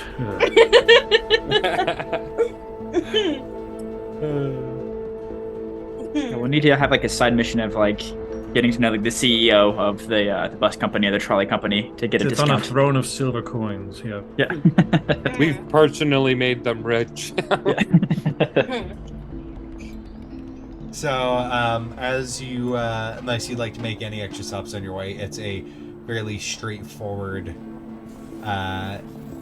shot back to Dante's apartment. While we're traveling, I think probably when we're sitting on the tram, I would talk to Dante, and he'd look a little like saddened, but also determined. He'd be like, "I'm sorry I stabbed you. I don't want you to turn into one of those things.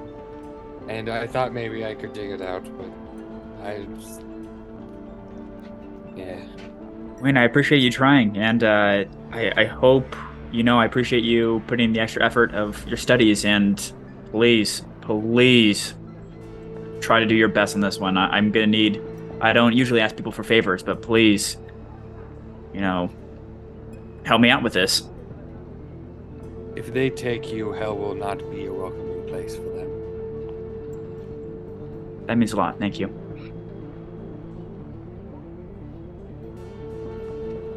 But Wayne, honestly, I'm a little concerned. I don't want to lose control, but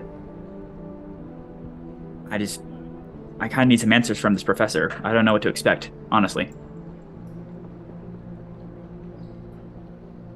Well, he messed with the wrong person. Whoever this Xylith is, his time on this planet is limited.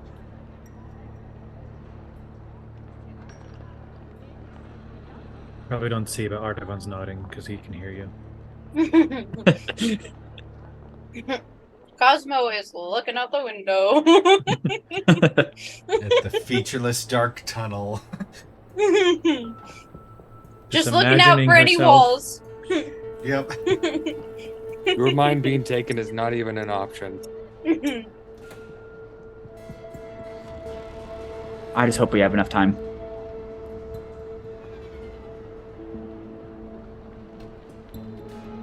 I know we do.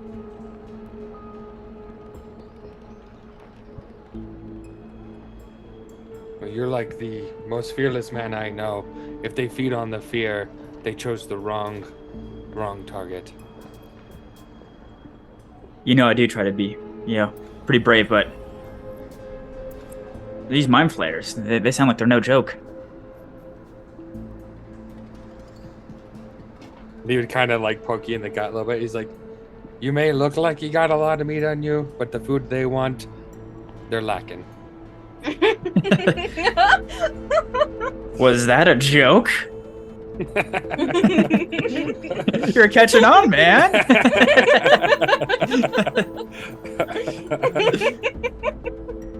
After that, I'd probably just be smiling, just zone out for the rest of the ride. But Wayne would look less discouraged and more like adamant. Like, you know what? We got this. Yeah. On the train ride home, do we see any passengers that look more wealthy? A bit suspicious. The passengers that are there, they look like they are leaving the industrial district. They look like they are basically exhausted, So this is all like working class people. Yeah. This is all going home for the night. Yeah. This isn't the Okay. fancy trolley. Yeah. All right, not where I like to set up. So. Yeah, one of the main things is with the paved streets of Storacell, most of the wealthier people you see don't get on the trolleys, and then rather they take private coaches, horse-drawn coaches. that are there. And then people kind of above average, but not quite in the wealthy thing. Sometimes if they're taking a not as long route, they'll take a axe beak drawn wagon or something.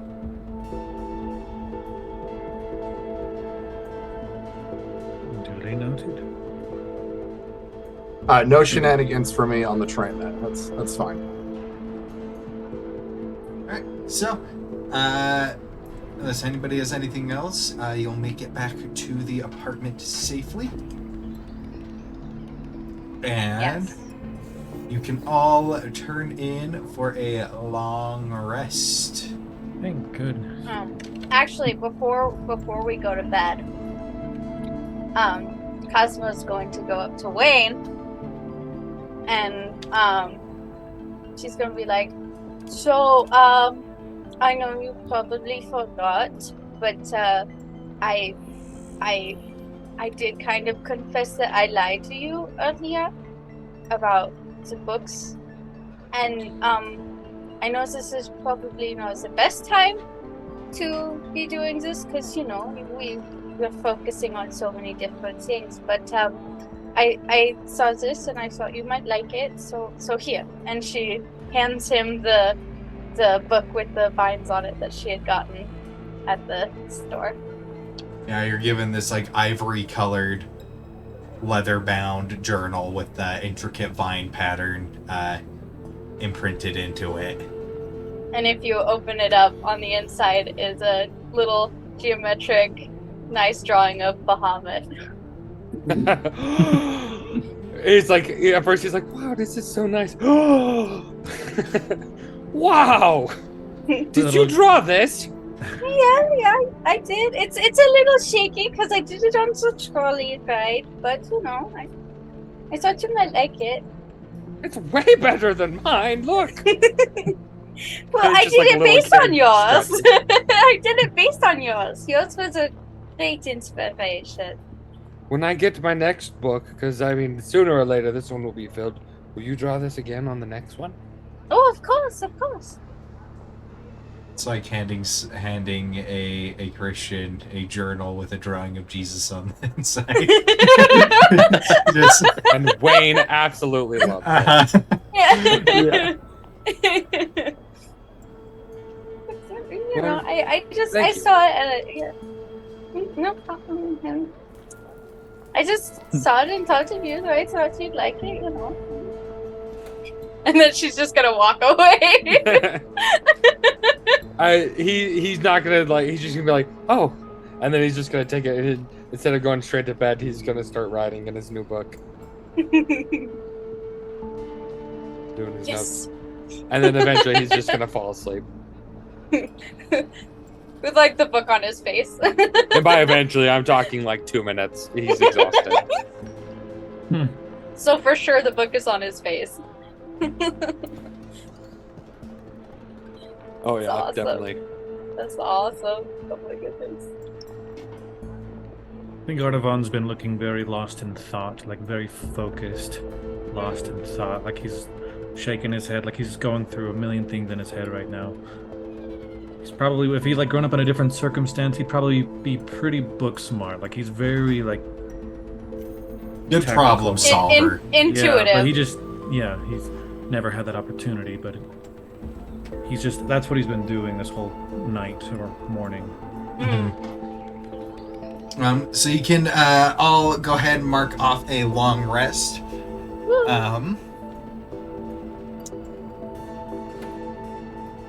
And come the following morning, the sun rises over Storycell once more, and the single window illuminates the small space. And the day is now yours. You can already start hearing the hustle and bustle of the city. Outside, what would you like to do? Well, guys, it didn't turn into any scary monsters last night.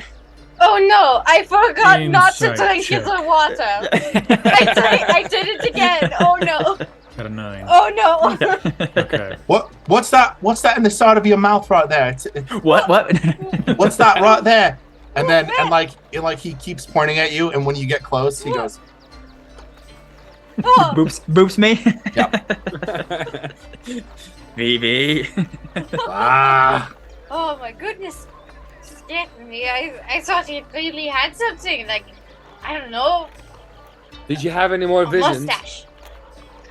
No, did you guys hear me talking in my sleep? No, No more than usual. I was Okay. asleep.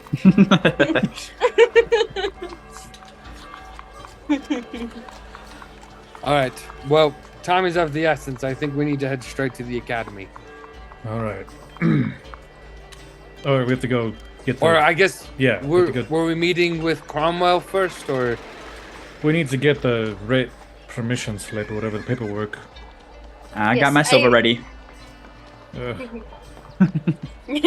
Thanks for the reminder. I'll have it ready next Capitalism. time. Yeah. Stupidism. Is there a way to like sit on like the bumper of the train as it goes? Not really. It's a pretty flat exterior. so it's almost like a trolley that is like one of those London buses kind of a thing?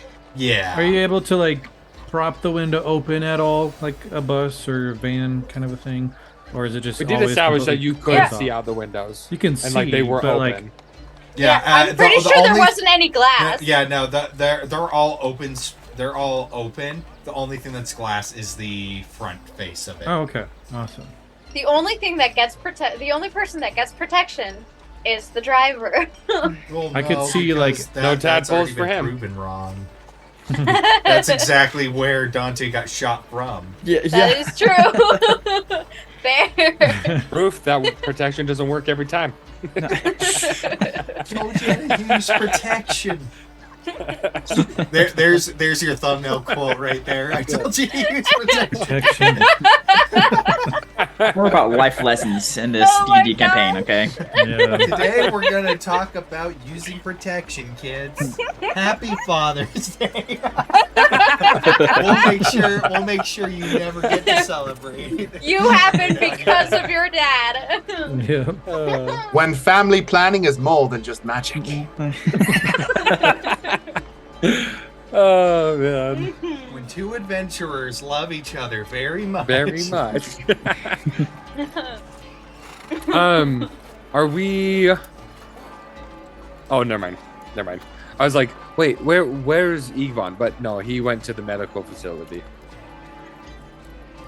But he's probably wherever Cromwell is. Chugging carbonation is never good. Ugh. You okay? You seem to be dying there. I mean, A it's little always bit. good. It's always good as long as you're prepared for a show afterwards. Oh man. Whew. I'm okay. Now.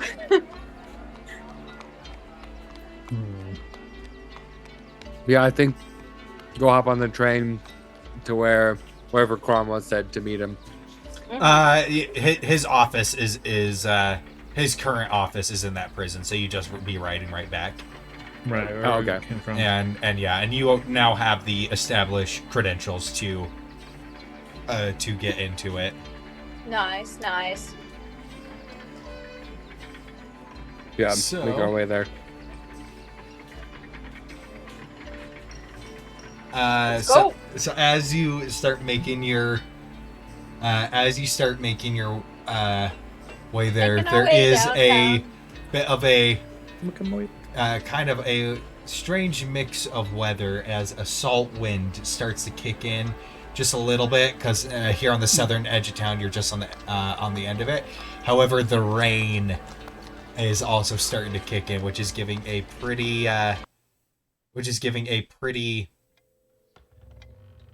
distinct smell. Artavan, was that you? It might have been. No, this is much. Sorry, not sorry. This is like a horror one. This is not what I wanted to go for. What kind of rain is this? Oh yeah, we totally got our goggles too, so it's just like They're in the other room. My gosh. By the way, did this you is buy my really scarf creepy. high enough or hard enough to put holes in it with your tusks? You better believe I did. You told me to buy it. You're stabbing. Just want to make sure. That's going to come back to haunt me soon. Is there like a mind flare on our bus? Like, what's going on? Yeah, there's like a Sitting there. mind There's flayer. 4 of us. There's like 9. There's a red dragon on the back Yeah. seat. You know. Artavan, Those was that whole- you? Stop, you're tickling my telepathy brain.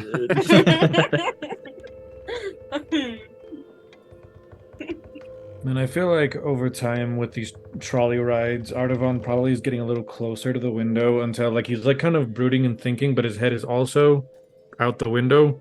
There is an instinctual nature to enjoying this feeling. Cosmo would be like, "What you thinking about? So that you have to hang your head out the window." Oh, like he like catches him off guard, like he didn't realize he was even doing it. I'm just thinking of ways we can fix our problem.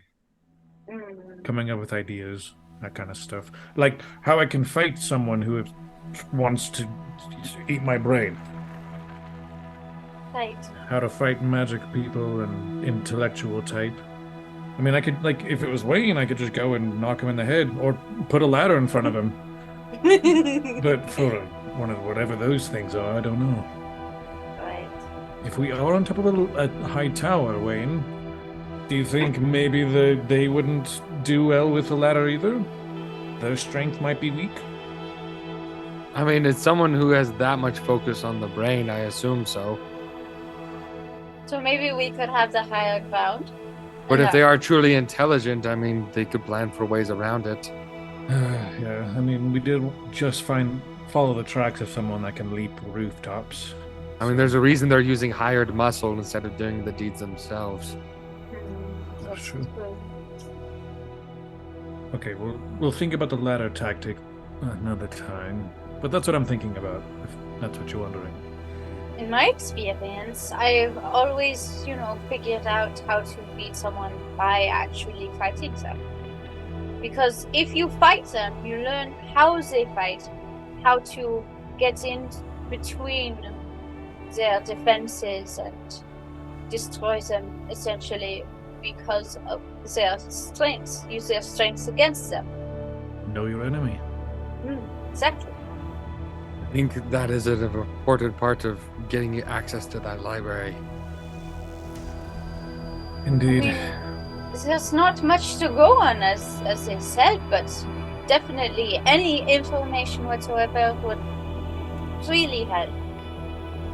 Because if we can find even one of their weaknesses, we can go off of that, and it can take us a lot further than knowing, just that they exist. If there's anything I'm comfortable doing, it's digging through books. If there's something in that library, I'm sure I could find something of use. Oh, I'm sure you can too. I've seen you read. You read so fast. Oh my goodness. I don't know how you can go through so many books in such a small amount of time. Wasn't it like 7 books in I don't know, 10 minutes? That has to do with a lot of inference. Getting the general idea, and you can kind of piece together the missing parts. I can't do that. So it's definitely a gift what you have.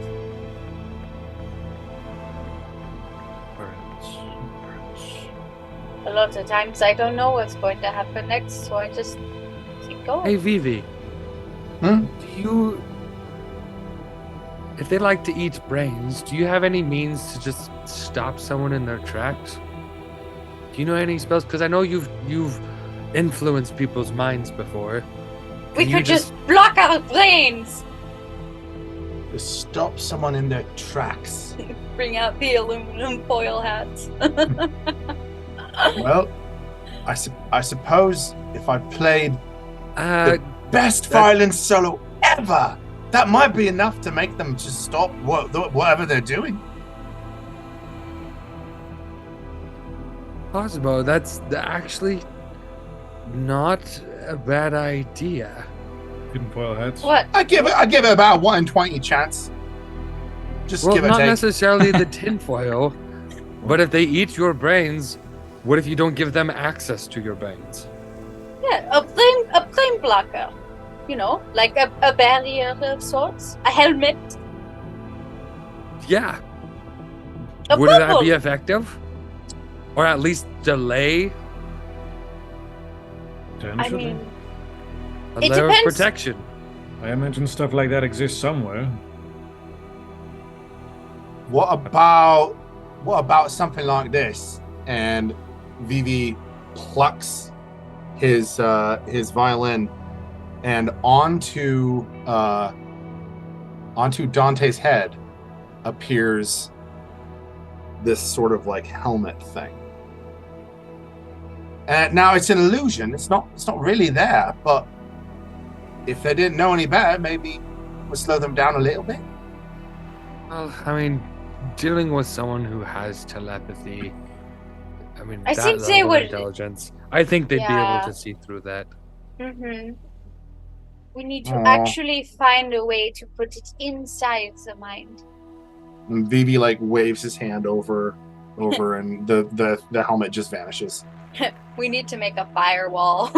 That was a cool looking helmet, though. I like the look of it. It was Me a too. very good helmet.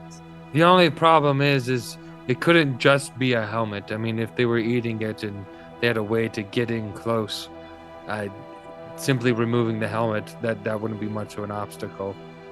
What about a web? We if catch you- them. But if you put something on that took time to remove, and that could possibly delay it. Yeah, Like a chastity like- helmet.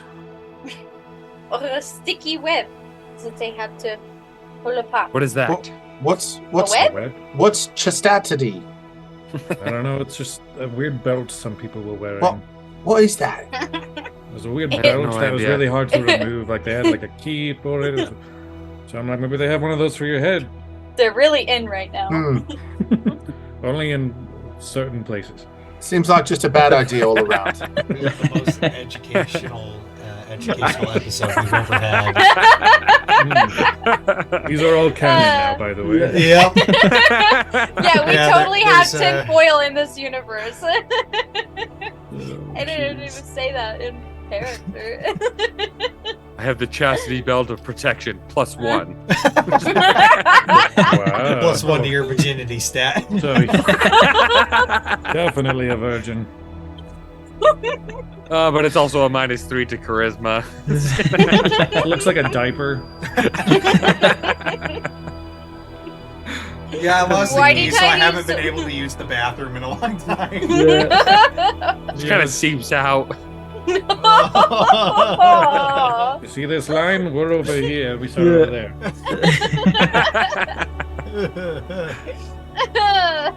No, but I mean, back to the thing. I mean, that's definitely something to think about.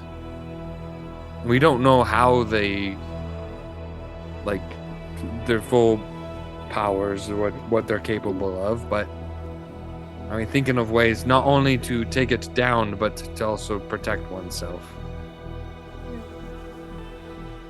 Maybe if we find one that protects the mind well enough, we could put it into Dante's brain and not only keep the other mind players out, but also keep the tadpole from connecting to his brain.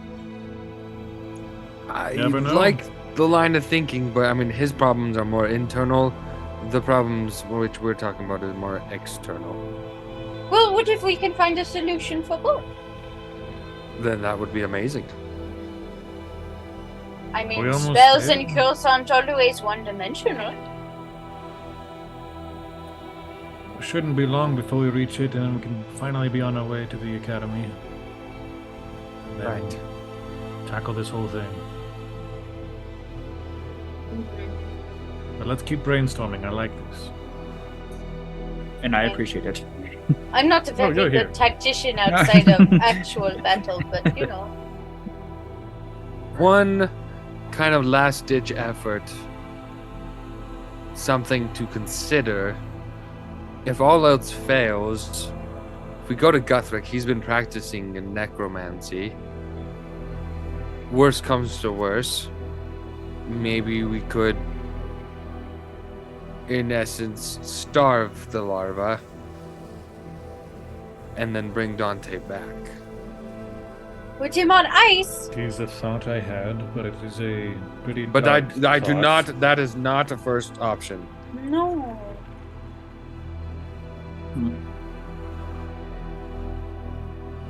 That would be very, I don't know. It would definitely be a risk. Because what if he's not able to bring him back? And, you know, how long are we able to? What if that just makes the tadpole go faster with its development?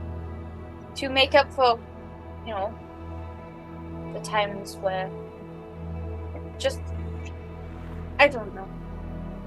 This is all worst case scenarios, dead end after dead end kind of stuff, but let's just hope that where we're going now will lead us to something, and then talk about more drastic measures if we have to. Only if we have to. Exactly. And by drastic measures, we mean, and then there's a little minor illusion of like a guillotine. So, Maybe. No. Yeah, pretty much. I'm just trying to lighten the mood. Matter of fact, yeah.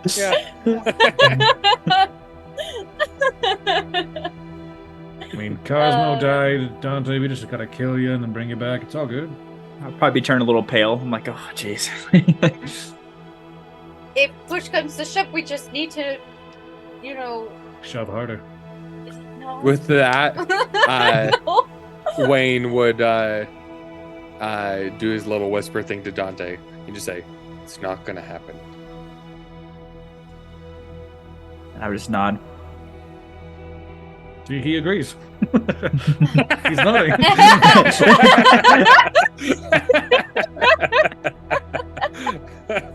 No.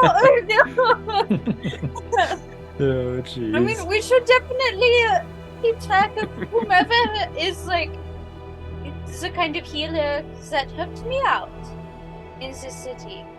We've got to know where any temples or anything like that are. The longer time goes, the more difficult it is to bring somebody back. We were only able to bring you back because Ardavon's fast and he got you that temple in under 60 seconds. I doubt if he had been 1 second later, we would have been able to bring you back.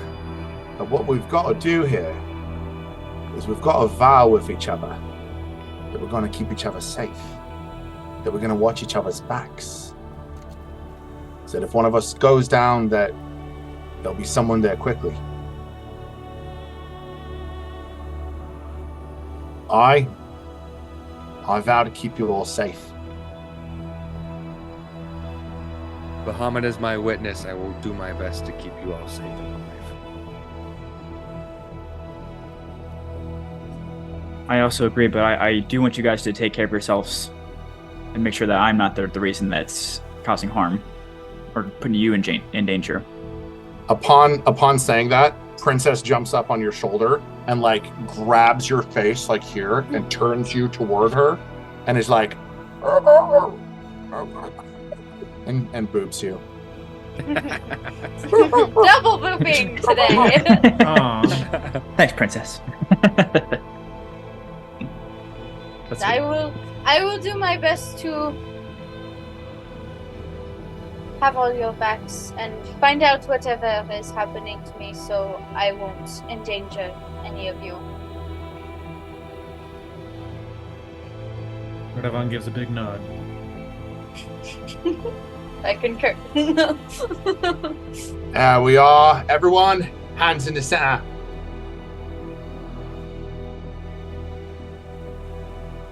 Where's that paw? There's that paw. Yes. And Flair's just watching us from the backseat. Go team, go! Wait, we Lulu. we need pom poms. Where are the pom poms? So, so after that conversation, the prison's doors open for you, and as you step inside,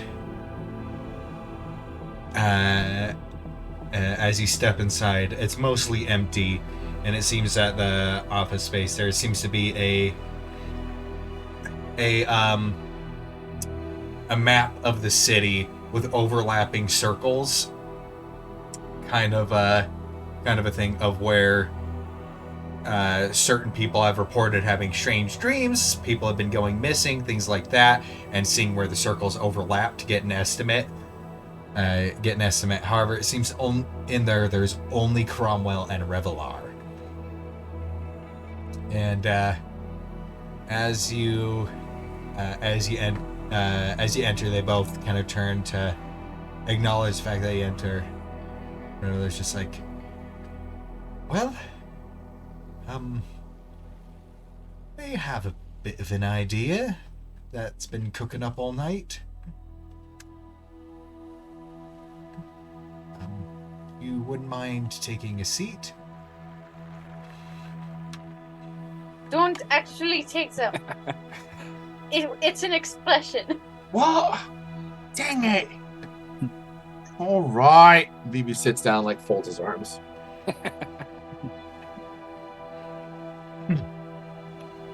I Don't put the have chair enough down. room for chairs. We don't have enough room for more chairs in the apartment.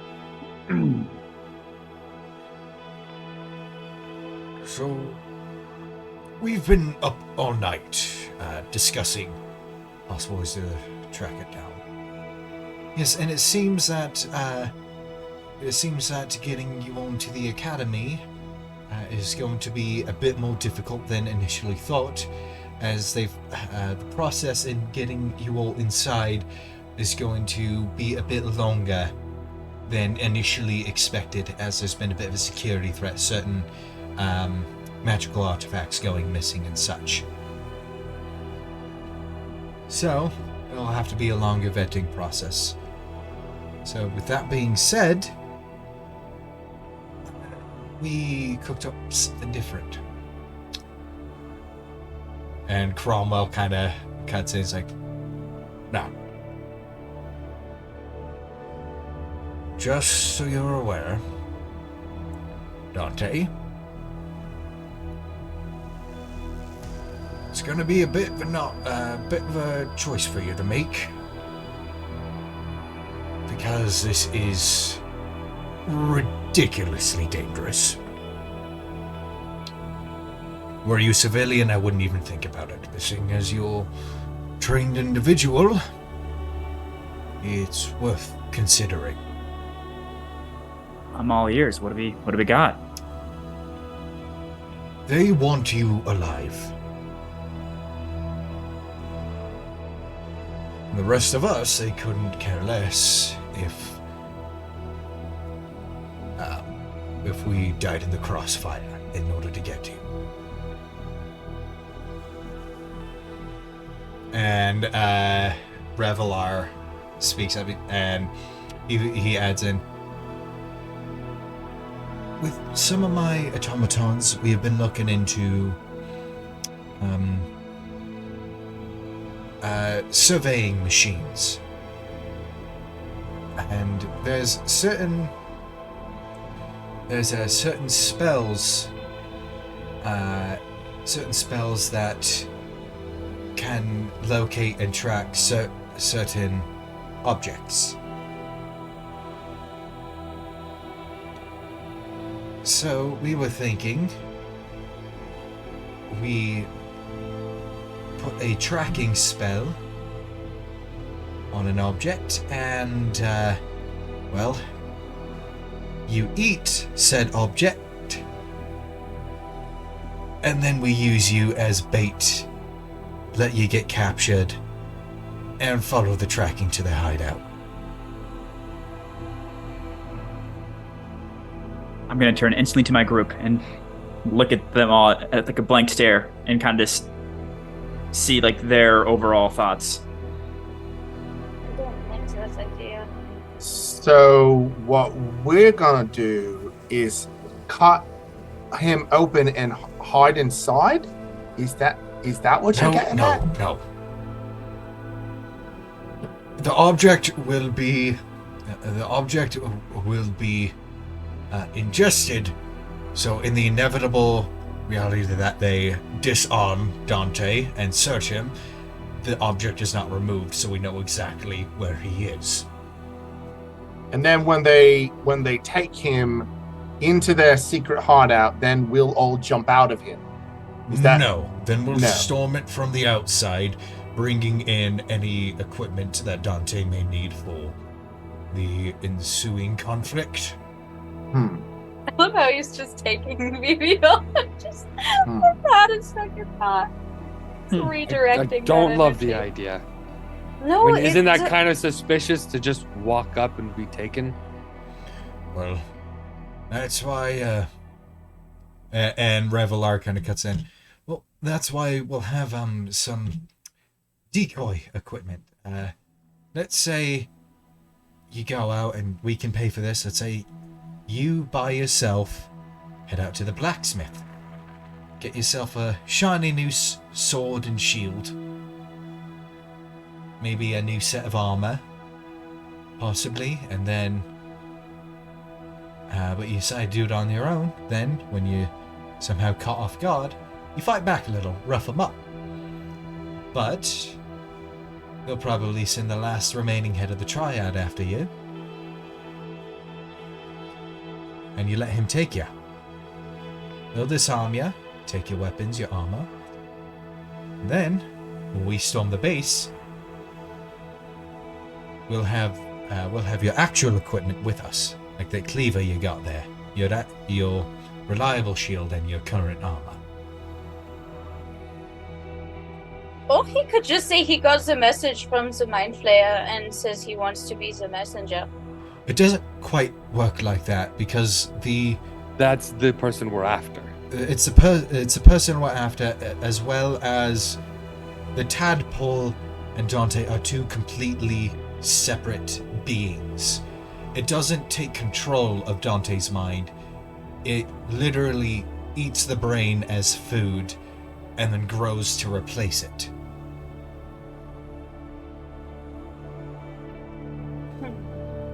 And then his organic material is repurposed to become a mind flayer. Sounds horrible. So other than visions, the mind flayer doesn't have any real psychic control over Dante. Any control is purely psychological.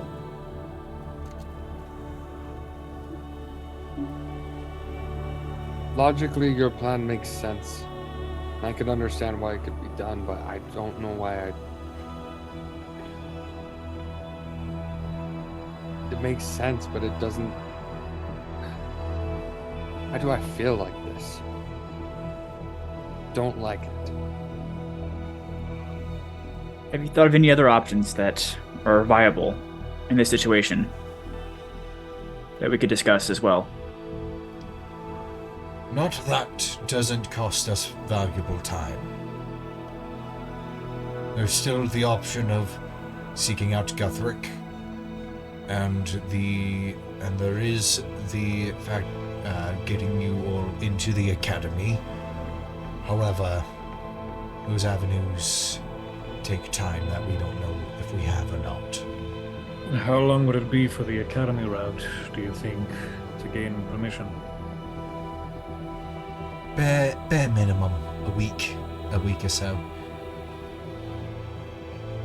Even then, it'll have to be under very strict supervision and surveillance. Is there any way to inform this Ingrid woman, this Professor Ingrid, of this classified information and just have her work with us rather than going through the whole route of the academy. I reached out to her, but she has yet to respond.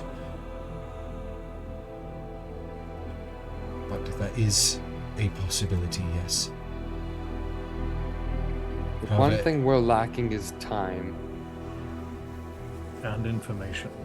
As much as I don't like it, I think this is, given the current circumstances, it might be a good idea.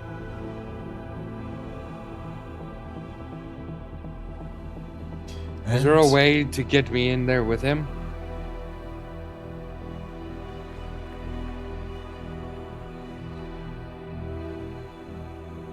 Not that the two of you wouldn't be separated. We could try something of a polymorph or something like that, but if they confiscate his gear, I'm sure they'll confiscate the random rat in his pocket or whatever you choose to be. But it would at least get you into the facility. However, being that the Mind Flayer is telepathic, it would probably pick up on you almost immediately. The only problem I've been having is that it feels like we would be running in blind again without really preparing or knowing what we're up against. And I feel like it's gonna have a lot of casualty. That's why I was really hoping for intel. Do you think perhaps you could enter the academy, as you are a professor, and maybe collect or research the specific books or topics of things that we need to know? If you can check them out of a library, anything like that. But I personally don't like the idea of going in without any information on who our enemy is and how to fight them, other than spellcaster and tentacle face man. The one thing that we do have in our favor, however, we do not have a lot of time. Time is also something that can help us with this plan. Because this Mind Flayer will eat minds. But it's not going to eat the mind of Dante when one of those tadpoles is inside of him. He will want that tadpole to eat his brain. So yes, we don't have time to wait for those things, but we do have time if he were to be taken. Because he would just have to wait. I assume that they would just imprison him until the tadpole took over. They wouldn't kill the host. No, but they would probably... The Mind Flayer is not going to steal the food of the tadpole.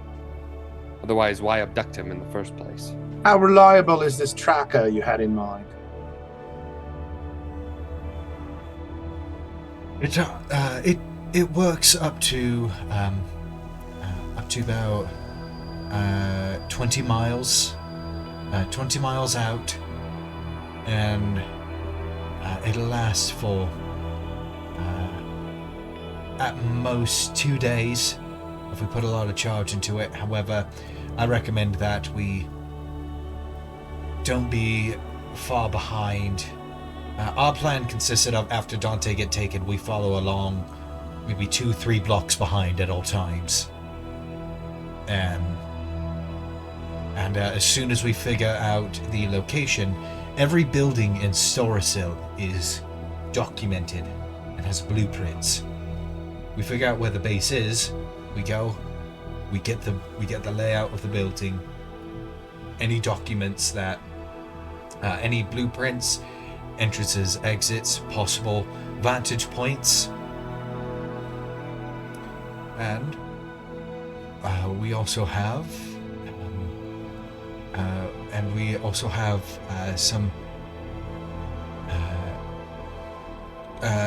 some people that are quite good at scouting out locations before an operation. Also, Artavan, didn't you say you were good at tracking people? Sometimes. Is it only enemies, or could you use your abilities to track Dante if they were to move him? As long as there's a track to follow, it's possible. track potentially anyone, but I'm not I would exactly definitely feel the more best comfortable. at it. I know I would feel more comfortable with the plan if you were on it. If this is the plan we go for, I would do everything I could. I mean, even if they don't kill him and let the tadpole, grow, that doesn't mean they won't hurt him and try to glean any information they can from. Right, that is very possible. That's not quite how the mind flayers operate. With me, they didn't infect me with a tadpole. However, if Dante were to turn, any and all knowledge that he currently possesses will be then shared with the hive mind. There is no need to interrogate, just a need to isolate and incubate. And from my knowledge, from what I could tell, is those that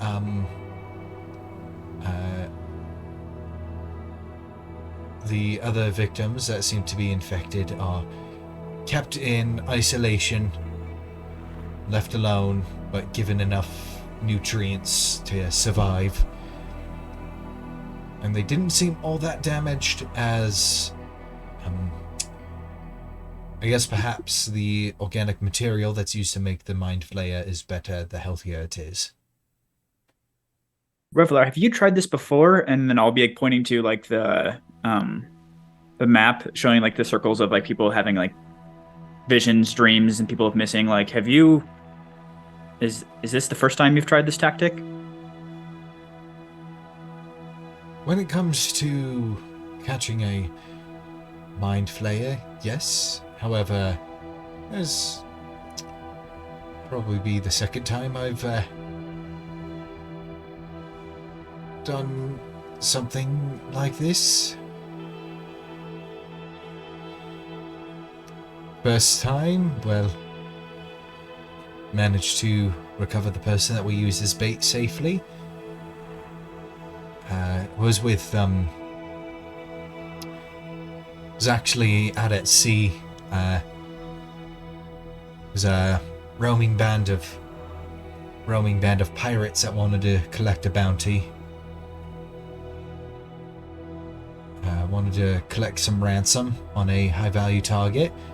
So we gave them their target, fed them the tracking device, however, wasn't nearly as refined as it is today. And, well, all those pirates are now either dead or in prison.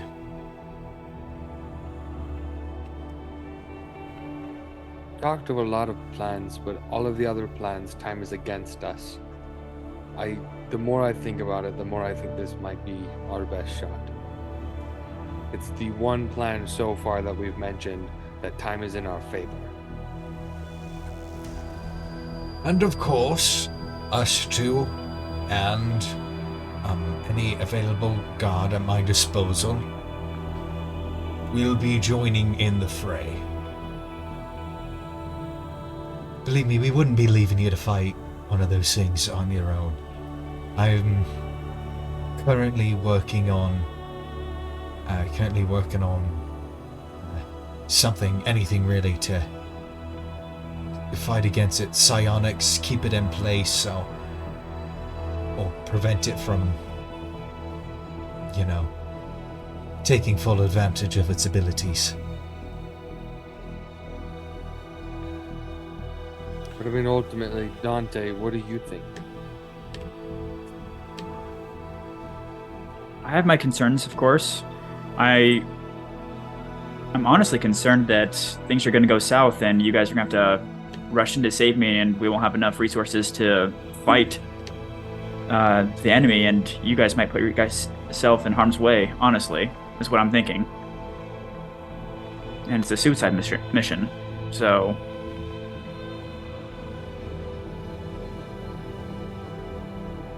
I'm just trying to balance risk versus reward, and seems like we're risking a lot with this plan.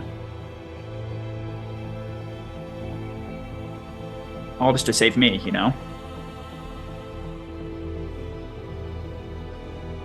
I will bring up the question again. Do you have the means or the ability to check out any books or to go and look things up yourself? People or creatures with psionic powers, spellcasters, or these cryptids, whatever you want to call them, whatever the word was, Silithid, I don't know. Yes, Any kind of help for not going in blindly? We have at yes. least some resource. Yes, I will still, this afternoon I will make my way to the academy and I will try to discuss this with Ingrid in person, because even if she can't help, even if she is unable to help with the Mind Flayer specifically, at the very least, we should be able to use her to preemptively scout out the location before entering in.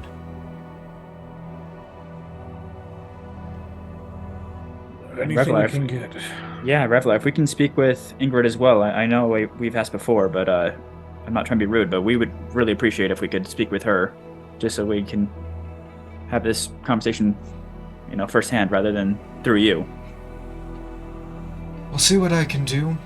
However, we do need to stay on the. We do need to be discreet about our intentions and information regarding the Veil Keepers. So, in all our dealings with her for this purpose, it'll be a classified police operation, which you are helping with. So, Feels like we're sort of getting ourselves into that more and more these days. I would agree, don't you think? Yeah. maybe you'll all make Inquisitor one day. But I have just vomited a little inside my mouth. Just thinking of the paperwork. Visible disdain. Love that. Love that. But at the end of the day, this is just one avenue we're taking. We're leaving. This is the best that we could come up with, even though it is highly dangerous. But Dante, you're the one you're the one for who time is of the essence. So at the end of the day, it's your choice. I understand, thank you. We're probably going to need a bit to talk amongst ourselves to see what it is we want to do. Of course. Well, no time to lose. I will head to the academy and see if I can get Ingrid to make her way down here with me. Yes, and in the meantime, I'll be briefing the guard under my command on potential threats and dangers we may be facing. And as soon as we have a final plan in place, we will brief everyone all at once. Until then, Godspeed. Check in with us as soon as you're able. I'll basically be here, so you can just show up. We don't need to knock over anything. Well, I mean, a knock is appreciated, but the guards know who you are, so they'll open the doors for you.